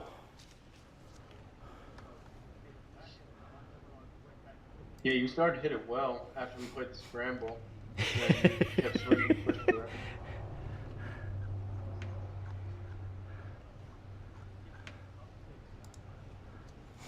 Fryer's head. Auto putt. I've culled out so many events that, and I've taken them off my screen. I'm a believer that if I see them on my screen, I'll play it. So I have to register myself to play them now. Because if I see them, I'll go, oh shit, got this one to play. And then I'm just playing. I'm not playing too many rounds of golf, but I probably should spend more time with the family. But the kicker for me is if I come here and play 3 rounds of golf, I can do that with no stress. But if I play 4 or 5, then I start to get a bit tired, and it might bring up some pains later on. You want to share your screen in Discord, just the GS Pro screen? So, well, that'll stop the No. YouTube though, won't it? No, we don't need your camera, just the GS Oh, Pro. okay. So just share the screen. I didn't know you could do that. Yeah, you can select the, there we go. Yep. Now, do I have to make that bigger for you, or is that Like, is that full screen on yours, or is no, it? it's good. Yep. Yep. Yeah, so where you won't see him swing, there'll be a delay if you're watching him on YouTube, but now that we talk to him, you'll see like the result of the shot in real time. I saw some crazy scores on this thing too. How fast did that load, Hosel? Starlink. Starling, yeah. Better hit one more. What's the first hole? It's not a short par 3. Oh, I should have saved that for the first.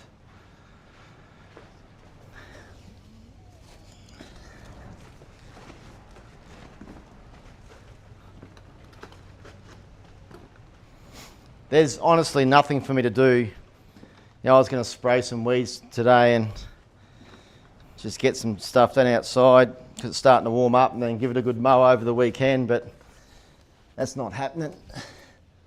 Hosel, that looks pretty tight.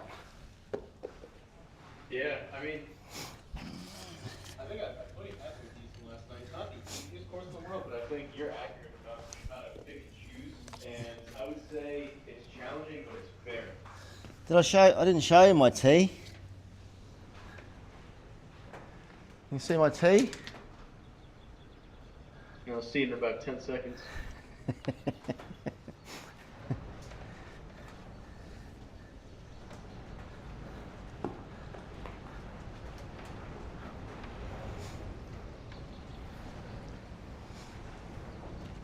Yeah, see, if I was playing a tournament here, there's no way I'd hit driver.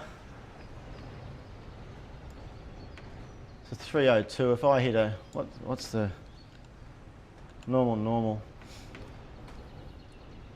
If I hit a 202, I don't think there's much elevation either.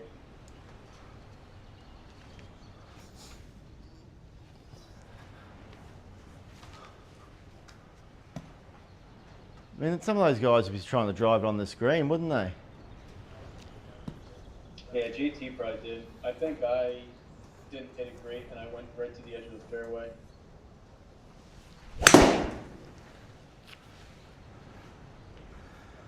And if I give myself a wedge in, anything under 100 metres,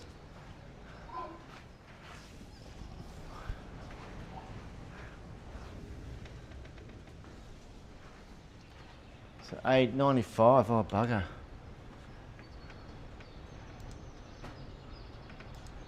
So I hit one of these before and it went 85 without thinking. This has got to go probably 93, 88, 93. One day I'm going to move this ball, it's going to count as a shot. 93, I should be warmed up enough for that.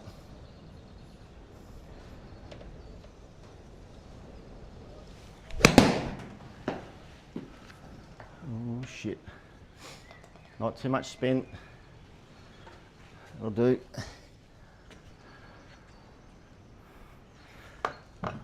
Little zippy zip. Yeah, I noticed, oh, you're going to hear me talk about my shot before you see it.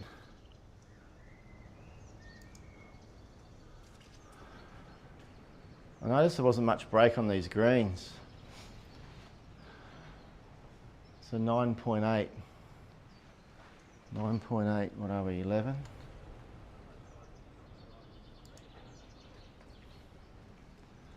.8, so 10 metres.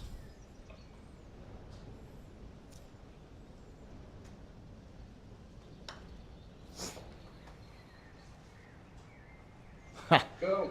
I knew I left it short.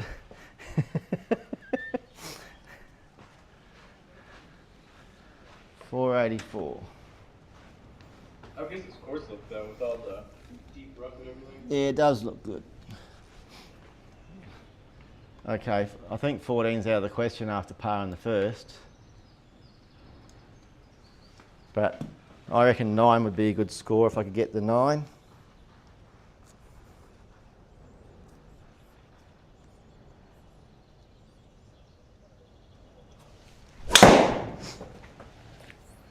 I don't really want to say where my ball goes now if you see it 10 seconds after I hit it.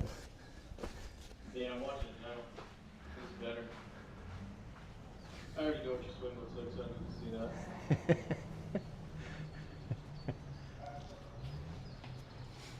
215.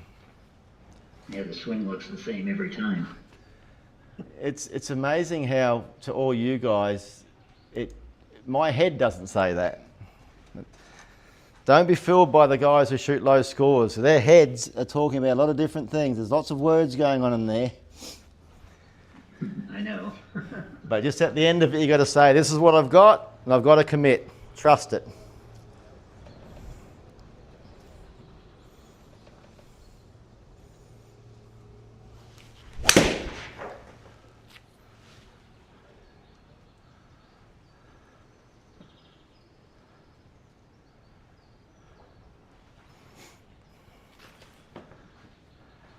Bugger. I'll try something different here. Oh no, I got my lob wedge.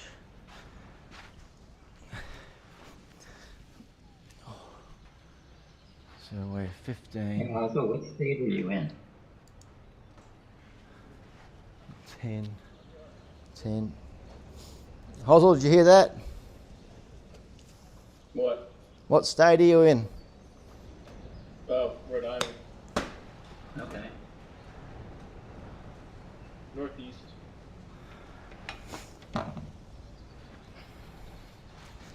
Use one of these yellow ones to putt.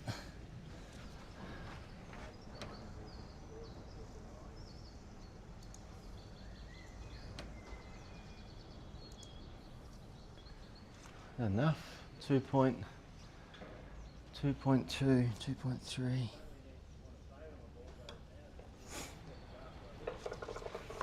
Okay. Cocker.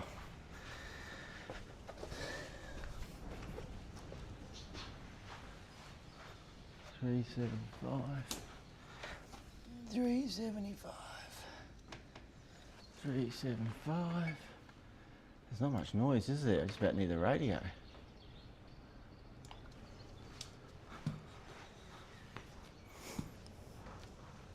$375 is a good length.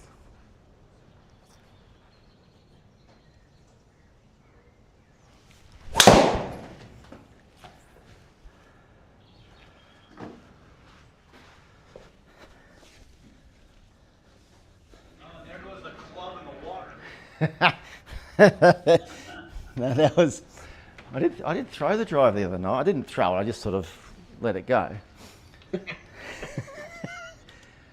I mean, if I threw it, I reckon I'd put a hole in that other stuff. All right. So 125. So probably a 118, 120 shot. False front. So probably more 120.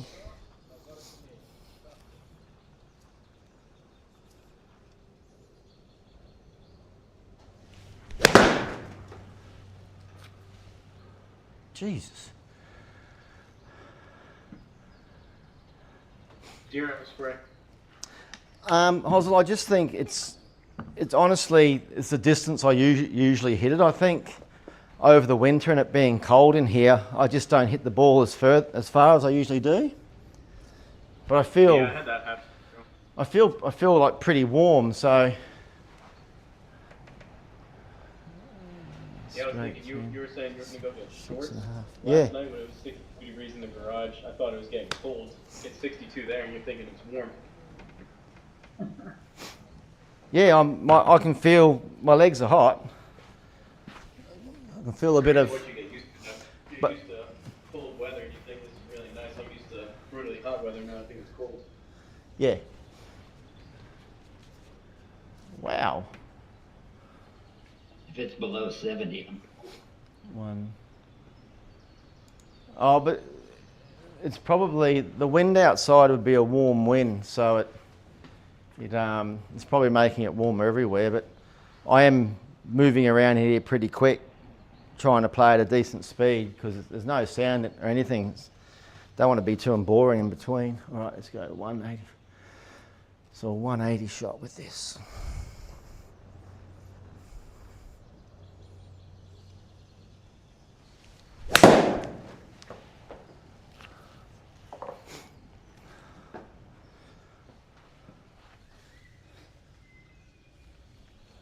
Good ball. Thank you. Oh, look at that.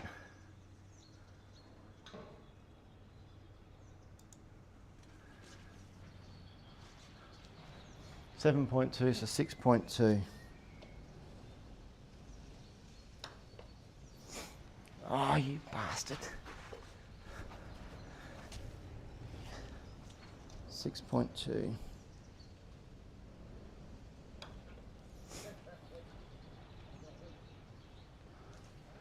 That was nuts how much that moved off that front.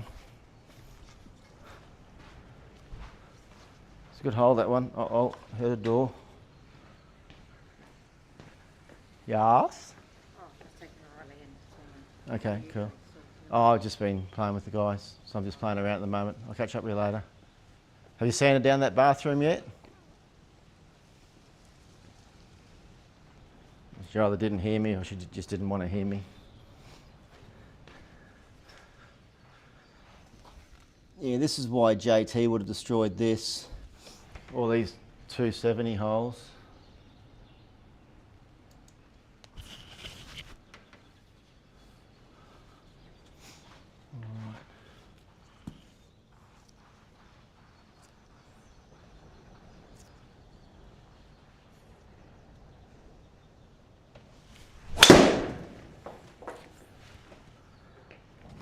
You ever watch American football, Big Dog? Yeah, all the time. Yep. Eagles are about to win Cowboys. Are they? Yeah, I watched the Cowboys documentary the other day. What's his name? What's his name? Jones or Jerry Jones. Jerry Jones and old Jimmy Johnson. So, you know, I've always followed it. My uncles, when I was younger, were in the Royal Australian Air Force, and they did lots of tours in different places. And I used to have my New York Jets number 85 jersey back in the day. Don't know who was playing for them back then. But I don't really have a favourite team. And I mean, you know, the Southern Hemisphere struggle. You know, they enjoy watching it, but it's just the amount of time in between everything. You know, when you watch rugby league and that, it's just like bang, bang, bang, bang. All right. So we are 30, third. 30, 32, 30.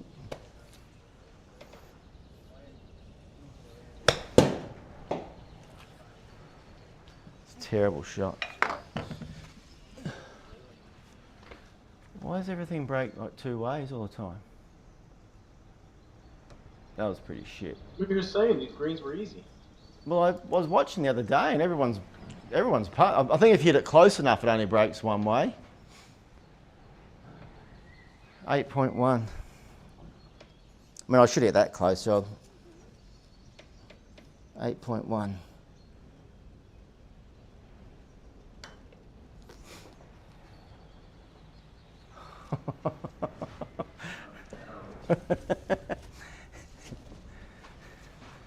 Saving them up.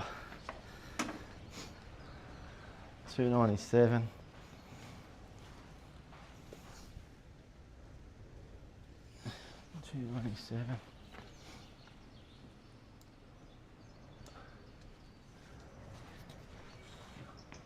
So how many tees are behind these ones? How come you're not in the deep rough like that was? I'm aiming at the fairway. Uh-oh. Oh, sorry, I spoke down into existence. Announcer stinks. No, I did try to hit a height like a bomber there. 154. Yeah, I did try and hit it hard. Oh shit. Alright, we'll see what happens here.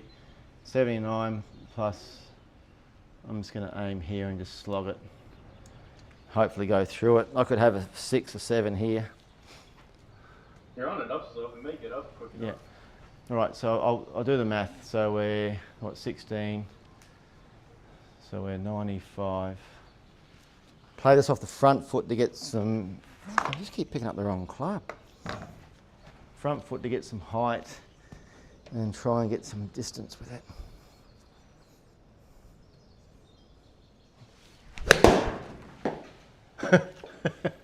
actually come out all right after it hit that. What distance did that get? Raw 94.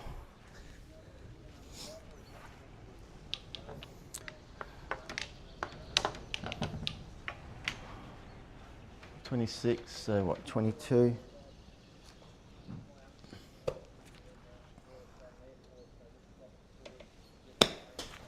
Geez, that's a long way behind. My YouTube's miles behind.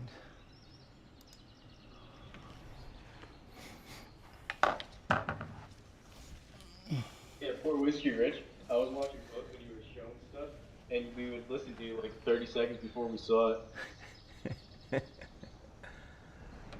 I'm going straight. 4.7.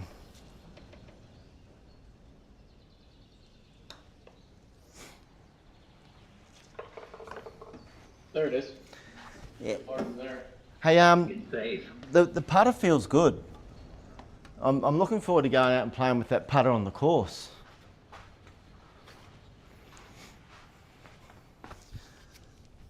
I'm just glad. Oh, I'm off numbers. Come on, lad. Hit it, lad.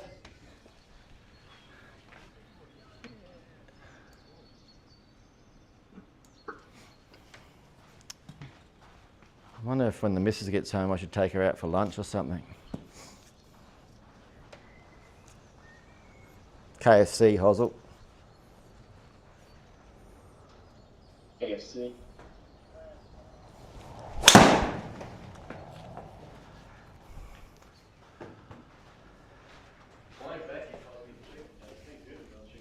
Man, I haven't been in the KFC for months. We always joke and talk about it.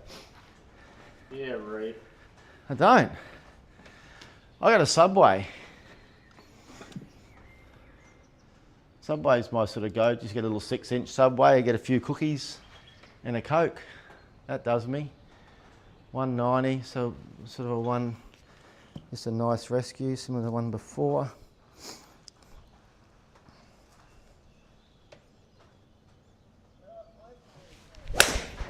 I heard myself in the freaking YouTube thing talking about KFC.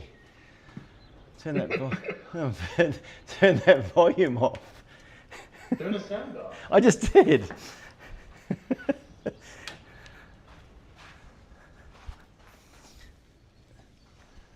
Your ball speed seems to be getting back up there on the driver. Yeah, I Must be feeling better. think it's the warmer days as well. I still feel a little bit tight, and I do take like anti-inflammatory stuff to help with, just whatever pain. I just take it every day these days. I always wonder if for the last year doing that, that sort of mellowed me out and made my swing speed come down. But I don't really want to go back and feel pain. So 8.5. Oh, Travis, that's terrible. Big push. Is that a birdie? Caw-caw. That's for Hozzle. Where's my ball? Where's my ball? Lost my ball. 143. So when I was playing the other night, there's no way I could step on a club to make it go further. I was just punching everything in, but I'll do the same here. It's not worth it. And this is where I just aim a little bit to the left and just punch this like a little 7-iron, sort of 140, 138, 140 would be perfect. I'd love to hit these straight like I used to, but a little fade's fine.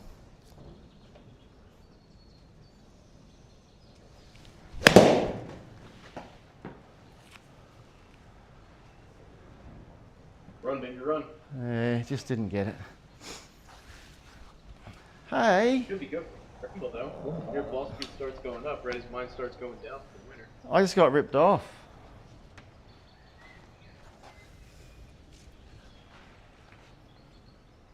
Man, I'm playing a different course than what...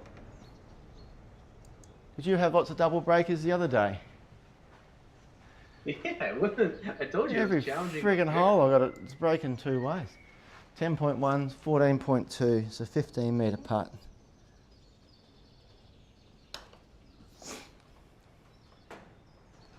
I mean, I'm hitting so many putts online and just not hitting it. You guys have much trouble going from playing inside to putting outside on a real course? I don't know, Bob. I don't think so. I really don't think I can hit the ball any harder than I do. I putt better outside. Don't feel putters, so. Are we talking about putting, or are we just talking about hitting any ball in general? No, I was talking about putting. Oh, putting. It's way easier inside because you don't second guess yourself over the line. It tells you where it's going. You just choose it. You just got to try and hit the ball straight. We're on the course. You know, if you don't know exactly where it's going, you start second guessing yourself, and you just don't have that freedom in your stroke. I'll let you know tomorrow night. I'll be right back after feed my dog. Right. Jeez, I hit that well, Hosel. Shit. I guess that's true. It's definitely easier to see the line indoors, but I think even for me outdoors, instinct is easier to like lag it versus the speed on the sim. Oh, I think I'm pretty well mastered now when it comes to, I won't overhit or hit something majorly on here, but where you can on the course, I think I'm pretty dialed in on that. But 18 down, a little bit to the right. We are add on 22, so 132, 129. I'm going to hit a 9-iron, hoping that it comes out a little bit like an 8-iron. So I'm just going to hit just a normal 9-iron, see what happens. Try and hit this just straight through.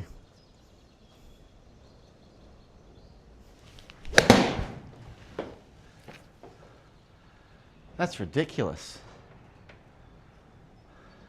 That looks like a Hosel shot. That come out of the middle of the club.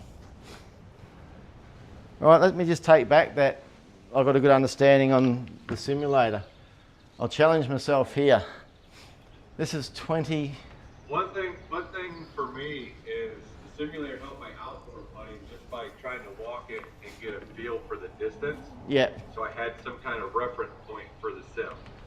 Yeah, I mean, I'd probably chip this if I was playing in a tournament,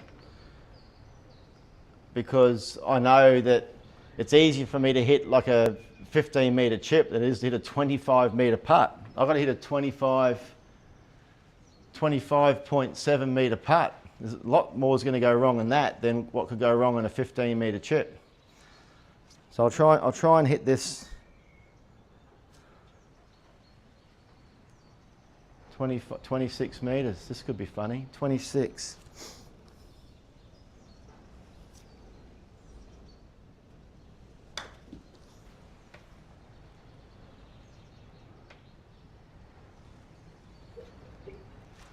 Not bad from there. Yeah. And look, the only way I know how far they go, Hosel, is from those par 3 things I was doing where one of the holes was 24 metres. And I just remember how hard I hit that. 2.1. How's the grip trainer, Sean? My grip was so messed up, boys. I thought I installed the grip trainer the wrong way. Was it a left-handed one? Yeah, I thought I got the wrong one. Oh no. I'm looking for a left-handed set every week. I'm still looking. I'll get one. And then I'm playing that No Pros League. I am. I'm going to play I'm left-handed. going to see a new name pop up. Little Dog's going to be in the No Pros League. No, it's higher going than I am. to be Left Dog. Left Dog. Left Dog. I love it. He'll turn up. 143.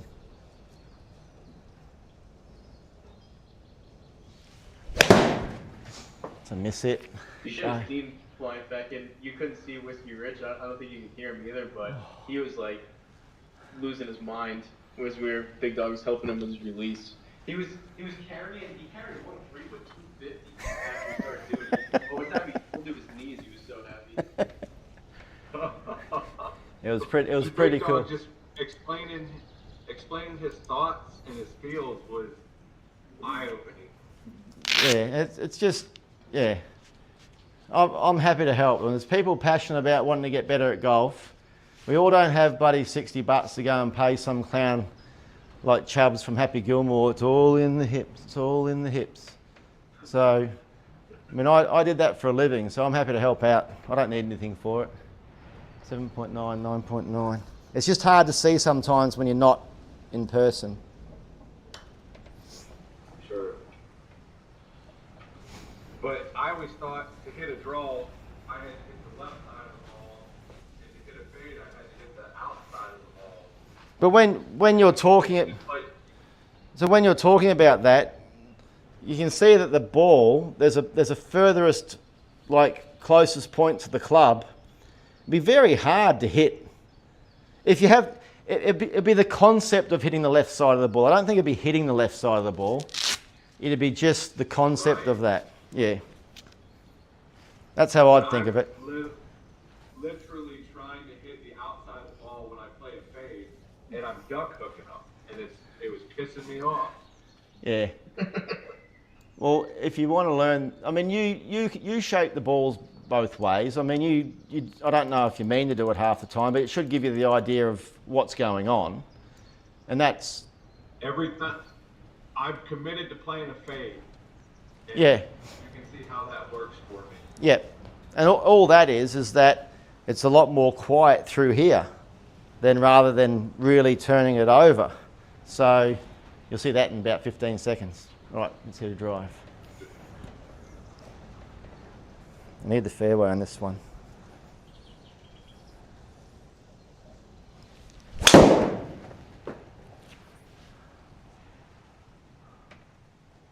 Good ball. Thank you. Run, baby, run.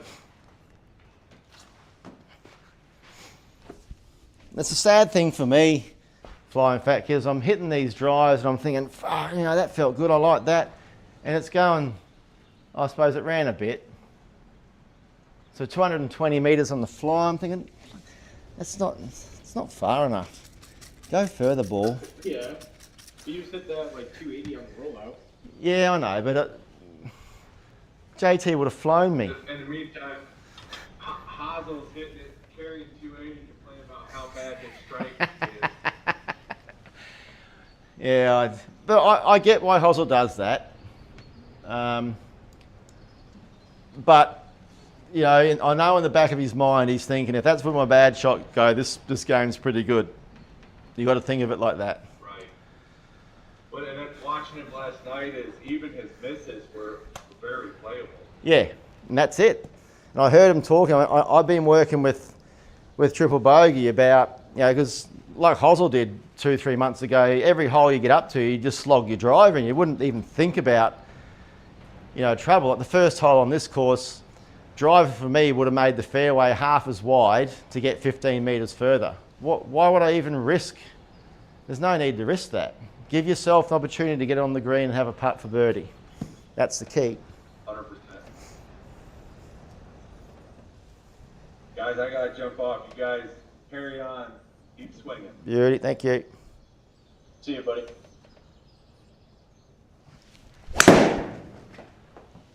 This could be handy.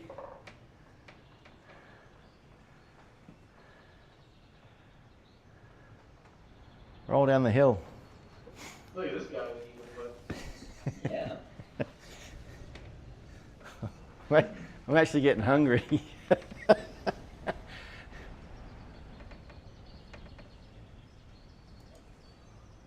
5 down. 5 down. 4 meters.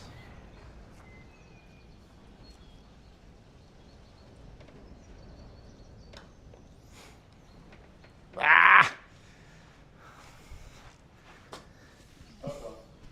Yeah, I didn't think I had enough brakes, so I said I'll hit it. This is what happens. It happens everywhere.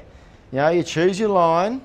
If you start thinking about it's not right, then you do something different. You just got to pick it and commit. 3 under. Far out. This golf course isn't that easy. JT shooting 14 under is ridiculous. This is the one I think I saw him hit 9 iron, and I'm going to hit 5 iron. 155.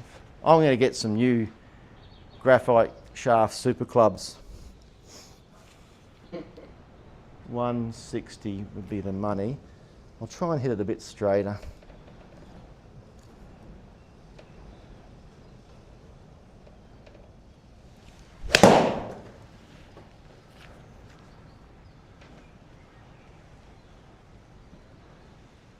Now, I know it's not what club you hit in, it's where you hit it, but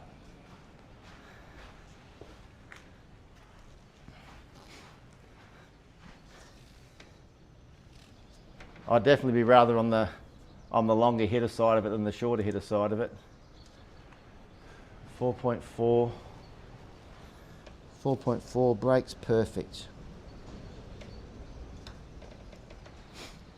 That's what you got to do. You just got to tell yourself everything's fine. Thank you. You must play well in the wind because your ball weight's pretty low all the time. Yeah, so I always compressed the ball really well and had a low punchy ball flight. And I stopped playing for 13 years. And when I started playing again, it was funny because all the clubs that I got, the ball was going so low, I thought that it was my swing, but I didn't realise that all the clubs had changed like 2 or 4 degrees in lofts. Yeah. So I started trying to teach myself to hit the ball higher. And then that probably got me into a habit of maybe more of a, coming across and staying back in it to try and get it in the air. And then that's why I can't do that low punch. I used to have just a punch shot dead straight. It was beautiful. And I could move it both ways, but now the natural one's just that little fade like the last couple of holes. All right, here we go.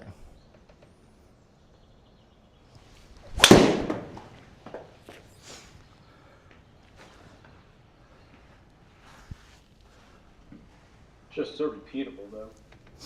It's repeatable when my head's in the right space. I mean, if I went out in the course, and even on the simulator, if my first shot is a block cut or a pull hook, I'm straight away thinking, oh, okay. You've just got to hit the few balls to warm up and then get into the game and just do it. But, I mean, it's just a matter of trust. And I go and play these big tournaments and these interprovincials, and I shit myself and lose my trust, and everyone's human. I go to work, I work 50, jeez. I work 50 hours a week at least, and then actually I work 50, but I watch YouTube for 15. It's amazing how many things I type into my emails and quotes that should be going on the YouTube page. All right, this is the same as that par 3.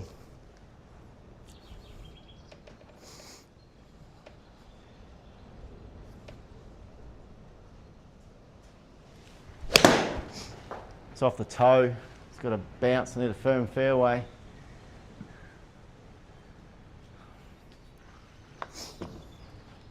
And that's why on that one there, I aimed a little bit extra to the left. So if I didn't hit my perfect shot, I wasn't short side on that bunker.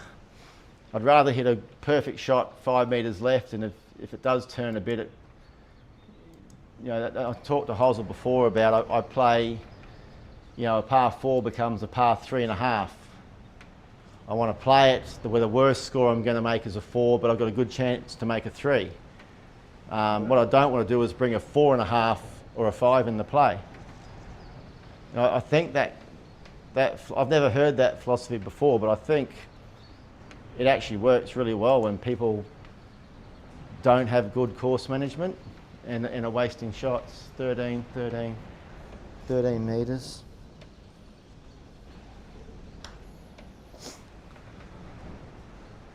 Whoa, was that short?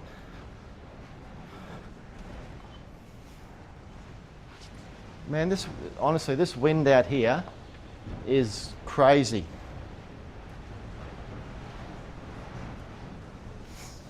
You don't hit a couple of drives outside. No, because it'd be into the wind.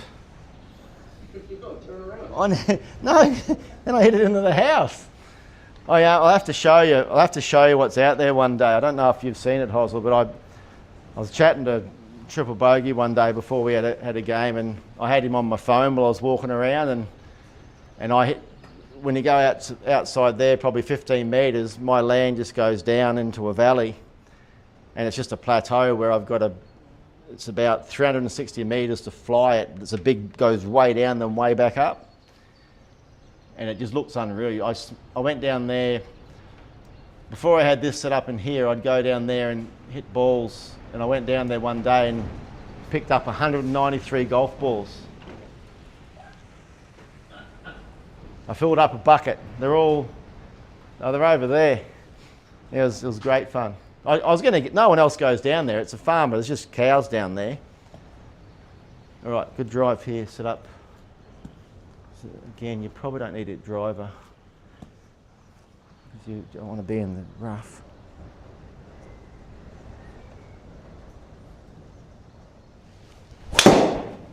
Ooh.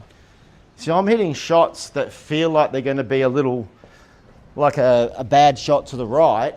And because I'm playing so much golf, it's only going, it's not going bad at all.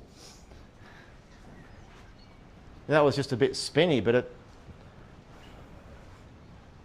192. What do I want to get? I wanted to get to 9 under, didn't I? 185 shot. Hosel, I've learned that on my launch monitor there's a green light, and if the green light's flashing, the ball's not registered. I learnt that a week ago. So now before I hit, I make sure the light's not flashing. I've never noticed it before. Fuck.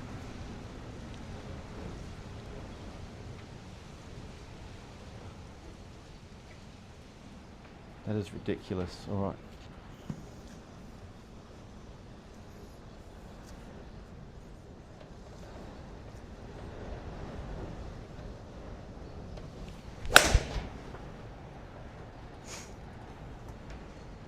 Oh, piss off. No. I thought that was going to be good.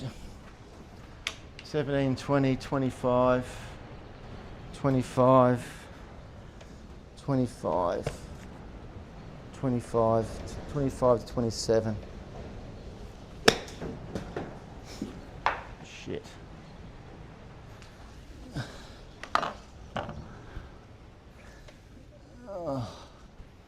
Every time I'm more than 5 or 6 metres, it's a double breaker. Okay, there. That is a guess. 4.4.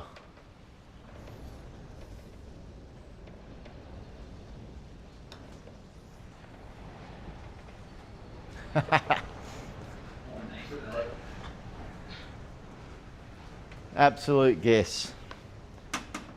5.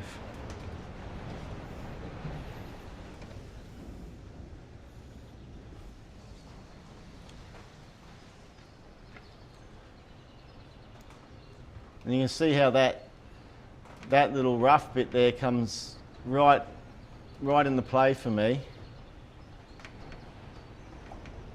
Actually, being downwind, I might be able to crank it down there further.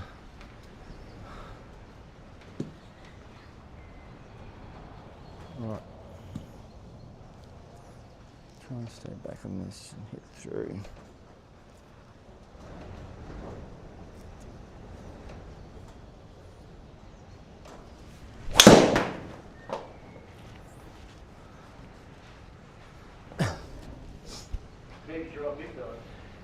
Wow, I was noticing that. Yeah, look, I can manoeuvre it wherever I want, but it's just a matter of I play the percentage play, and my percentage play most of the time is not that shot. But if I was playing for $1 million, I probably wouldn't have hit that shot. But with all the practice I've been doing lately and all the games, I'm more comfortable, hitting that. That just quietly, that was off the toe, and I still got 152 ball speed, so I swung at that pretty hard. I was going to say, that's good ball speed for off the toe. Yeah, I mean, it wasn't like way out on the toe. It was just, just more, wasn't in the middle, but the pity the club speed didn't come up on that. I reckon that would have been up around 1.7. All right.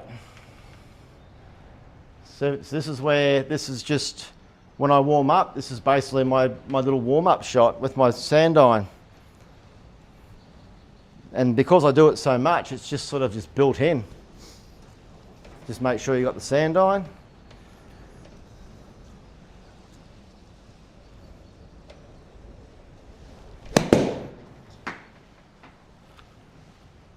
Just no spin, bugger it. But because I hit that shot every day before I play, I hit a 50 shot, I hit a 75 shot, and a 100 shot. They just seem, I don't have to think about them. And then the 80 shot and the 85 shot is basically my full swing, so you don't have to really think about them, you just swing it.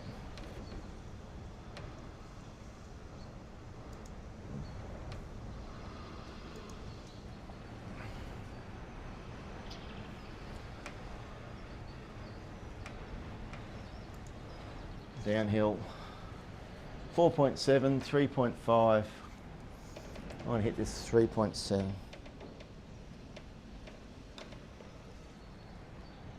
I did it too, barreled it.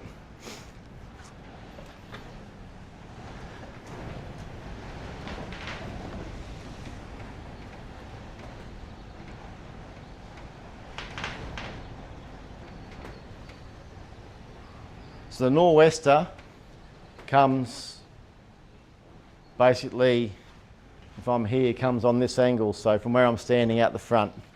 So my shed's facing west, so I'm 45 degree that way, and it is just barreling. And if you went outside, there's just a massive big valley that comes straight into here. There's nothing there, it's just farm, and it hits this.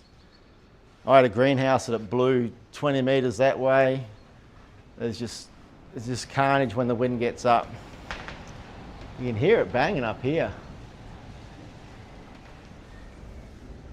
The screen on the wall shaking. I came in this morning, that's why I moved the camera hosel, because when I came in, my camera where I usually have it has fallen down. It was hanging over the screen.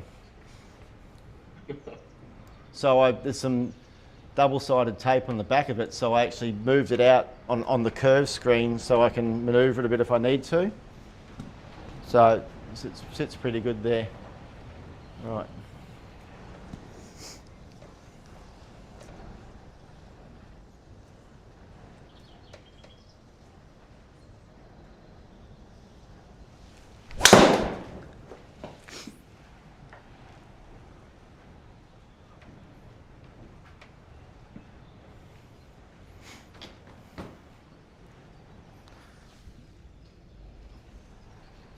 So 78, so now I know it's that sand iron, but more of a full one.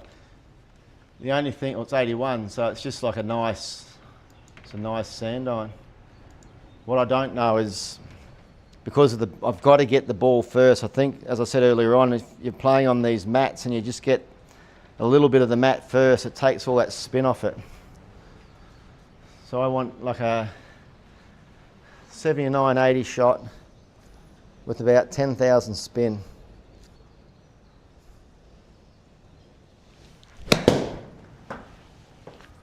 There's no spin, so it should bounce up to be the right length. Just pushed it. You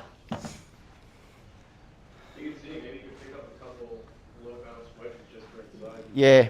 Well, to be honest, if I was playing tournament golf, when I played back in the day, especially in Australia, you go to some places where it's really, really hard and firm. You had to have like wedges with no bounce. 6.1.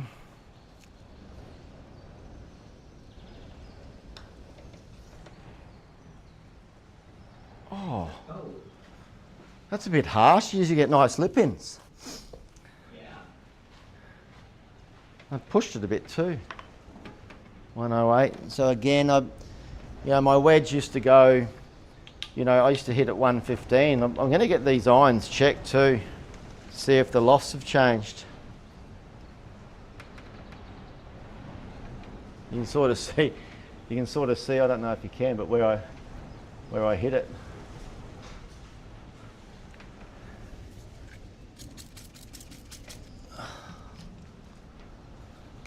Oh, there's one of my tees.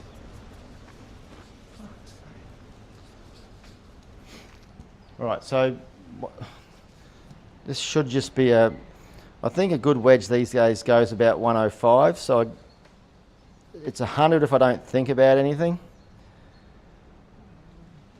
So this I've got to give, I can go a little bit, I don't mind going a little bit long and left because it should spin towards the hole. Actually, I'm going to aim straight because the wind might move it a bit. So a 105 shot here should be the money ball.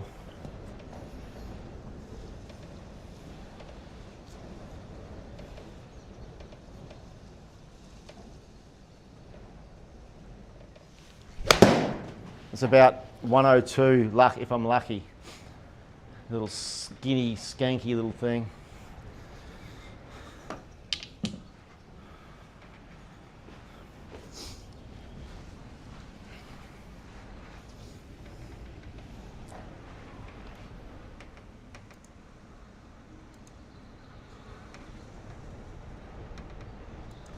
Oh, this is shaking.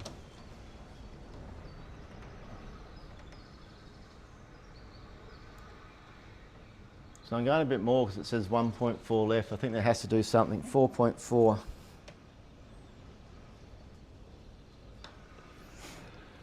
Jeez. 5 under.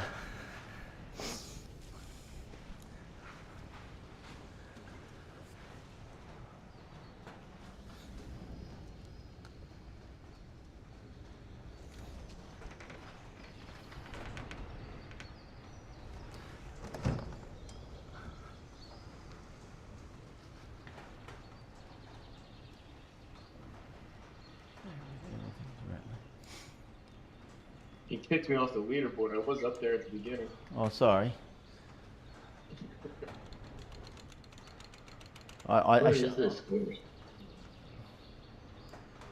I'll try and hit a little draw around the corner for you. It's in Long Island, Bob. Oh, okay. It's pretty.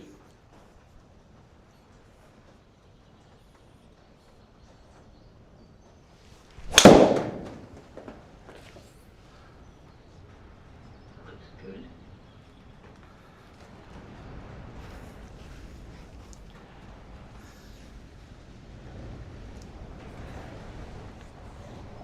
Good drive, 93. I don't know if I can get this. This might spin. Oh. This is where it's tricky though, because you know it's going to spin. But if you hit it 2 meters long, you don't spin.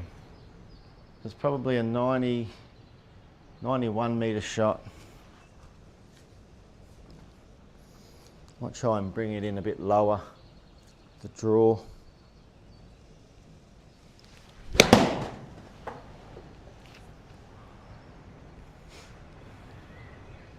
Oh. Good shot. Oh. Yeah. Thanks. So I can shape it both ways. It's just I just go to what I know. But that one there was a little bit of an in-betweener. I knew I got up in the fourth. Well, guys, I'm going to head off for a while. I've got to go do a couple of things. I might come out a bit later on.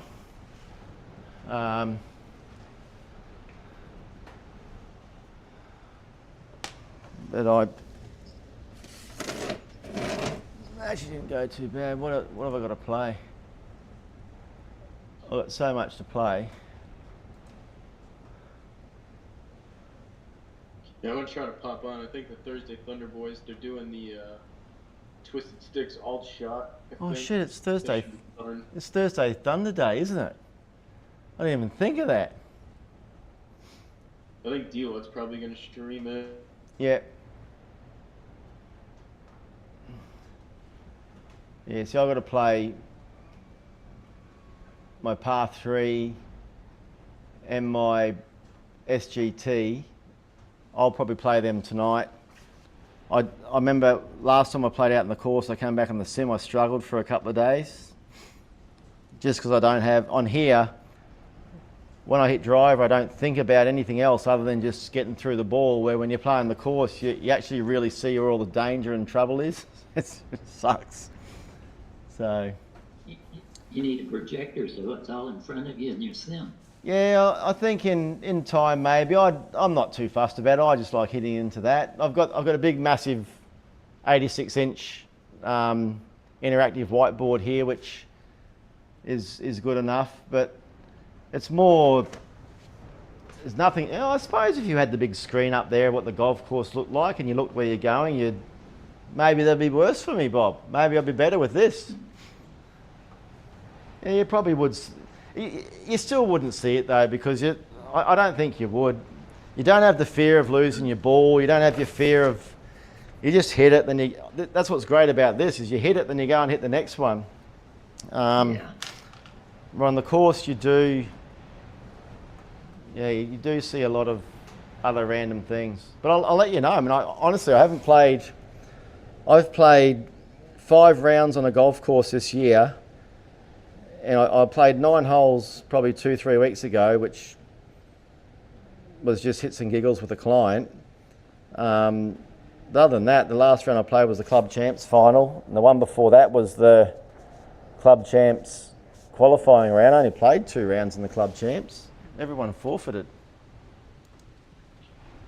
People nearby must be like, what the hell's going on? They never see you on the course and you show up and just destroy them. But I did that anyway, even without the simulator. But they've got the shits now, because they used to get picked in all the rep teams, and because I play all the other sports, like I play football through winter, so I don't play any of the pennants because I can't be away for 2 days. And pennants, you're away for a whole day somewhere, and as much as I enjoy playing, but then the atmosphere, the camaraderie of the team's all changed in the last 3 years, so I've got no drive to play it. But you need to do that to play any of the rep stuff, and there's too much of a commitment there for me at the moment. So I think maybe next year and the year after, because I'm going to go, when I turn 55, all those big tournaments over in the States and UK sort of open up to me, and I'm definitely going to go and spend a month in the States and play a few tournaments, and then also go over to the UK.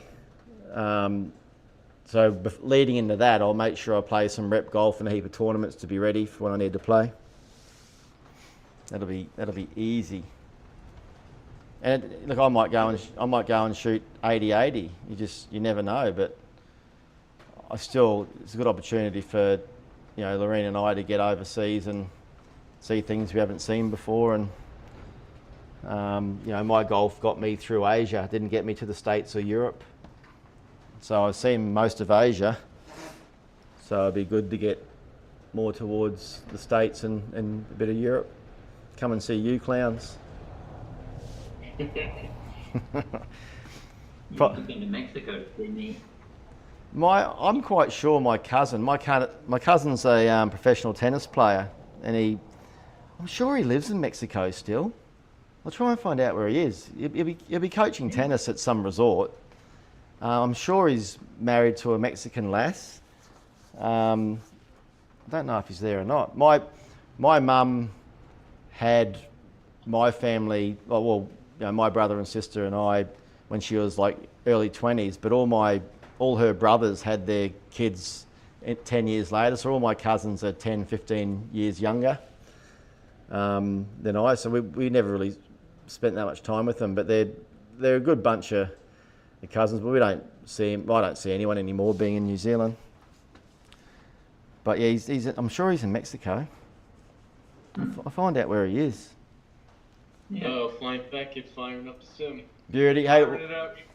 well, You I'm. boys inspired me. Yeah, we'll get into it. I'm going to go get some lunch and come back and have a laugh.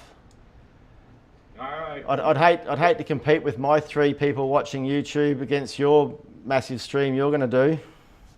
On my massive stream of like 2 people, I don't even know if I'm streaming. It might just be a Discord. It was funny the other night. I was playing. I was telling Hosel before, and triple bogey finished his round, and he said, "Okay, I'm going to watch the big dog. Everyone, come and watch the big dog." And before you know it, I got 7 or 8 people watching me play. I'm like, "Geez, I've never had that many watch before." It was quite funny. So anyway, I don't know if people know how good you really are. I just stay pretty quiet. I'm happy to help everyone and anyone if they want to have a help or want to have a game or do those things. But I'm probably the guy that if too much exposure gets put on me and I start feeling a bit of pressure, I probably won't play as well as I play. So I'm just going to keep hiding in the corner. I appreciate the wealth of knowledge, for sure. Yeah, and I don't realise I have it. You know, I haven't taught golf for 20 odd years. I have no desire to teach golf, and that people ask me all the time to teach golf in the town where I live, and I just, you know, I couldn't be bothered. They know I've got the sim here. They know they can come up and have a hit, and I'll probably help them. But as I was saying before, in Asia, when you tell someone that you need to hit 1,000 balls or 500 balls, they'll go and hit 1,000 balls. But the Western community will look on, you know, no disrespect to our YouTube communities, but they try and learn everything on YouTube, and then you tell them something to do to make them better, and they'll just go and try and do it on the course rather than on the practice fairway. And that's, as a coach, it's frustrating because they go and turn around and say, "Oh, he doesn't know what he's fucking talking about. You know, he told me to do this, it doesn't work." Well, you haven't changed a thing because you haven't done the drills to make the changes. And that's what frustrated me from being a coach. That would be discouraging. Well, you Tell got them what to do, and everybody wants the easy button. Yeah, I just want to go and play on the course. Yeah, that's fine. I remember, I think I've talked to Hosel about it. One guy in China said, "I'll give you $1,000 US if you can help me shoot under 100. And I said, "No probs." And he pulls his driver out, and I said, "No, mate, get your putter and your wedges. We're going to the chipping green." And it was the easiest money I made because that's where it's 3 putting and 4 putting holes. They just don't get it. But I've got a lot of pride and I like helping people, and I want to see results. I'm very results driven. And if you don't do what you need to do to get better, and it reflects bad on the perception of my results, then I don't want to be involved in it. But always happy to help. You guys get to it. I don't think people understand how many balls you've hit. Yeah, my hands do. I've played more golf in the last 6 months than I probably would have played in the last 10 years. Wow. Yeah, and I don't. It's weird because Hosel's right. When I hit a lot of my wedges and my sand irons when I'm warming up, I'm only hitting them about 80%, so it doesn't really take much.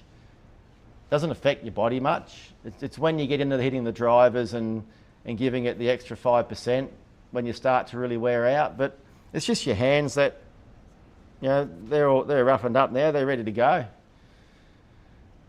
But it's just something I've done since I was 15 years old, and it's in your brain, and you just try and do it without thinking, I guess, is the biggest key. I think that's it. Is how do you turn your brain off so that it's just muscle memory, and you're not up here thinking about grip or stance. You're just I think doing the ball. That comes from what I'm not doing now.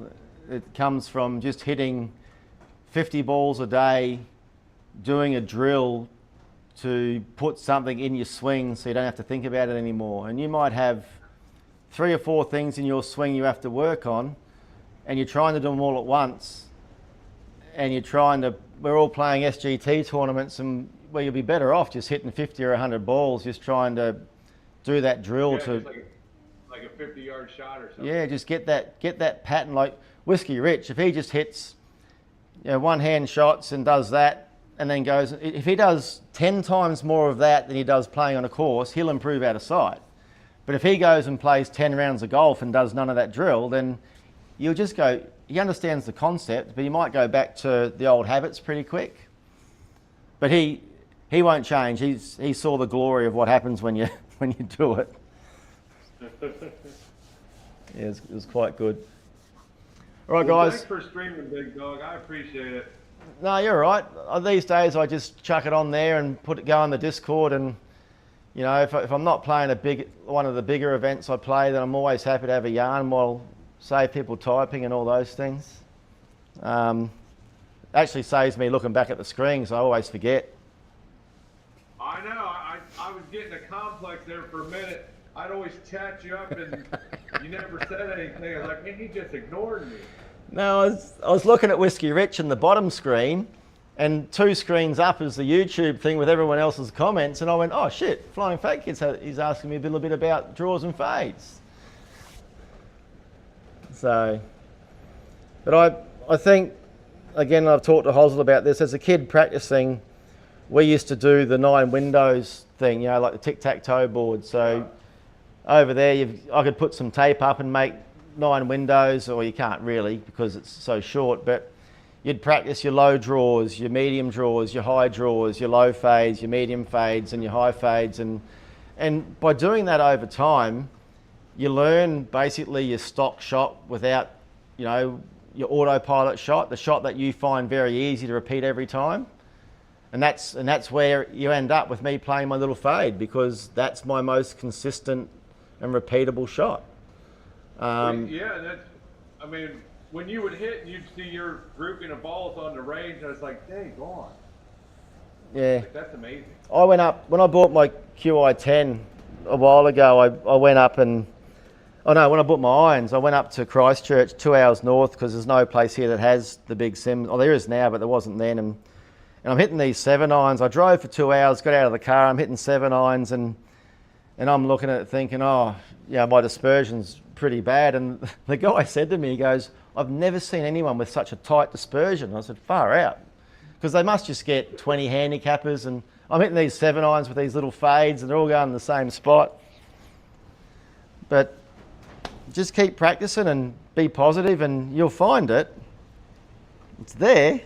Yeah. It's too many YouTube coaches. Yeah, I know, but I respect the fact that people go there and look. If you are going to jump on YouTube and get some tips from YouTube, do that 10 times, but then maybe go and see a proper PGA professional at least once, because you can give him all the ideas of what you're trying to do, and he'll just say to you, well, you're trying these 5 things, they're not relevant to you. You're already doing that in your golf swing. You're just confusing yourself, and that's the biggest thing I see with the YouTube side of it. It's great for tips, and but you've got to know your swing and what you're actually doing before you can start putting some of those tips into it. But they're very valuable. All right, I'm going to sign off, guys. I'm going to close this YouTube thing down. I see there's still a few people on there. I see you in the Discord, Flying Fat Kid, so I can keep chatting to you there. But I'm going to close the stream. So thanks, guys. All right, bye. Back in the Discord, Bob.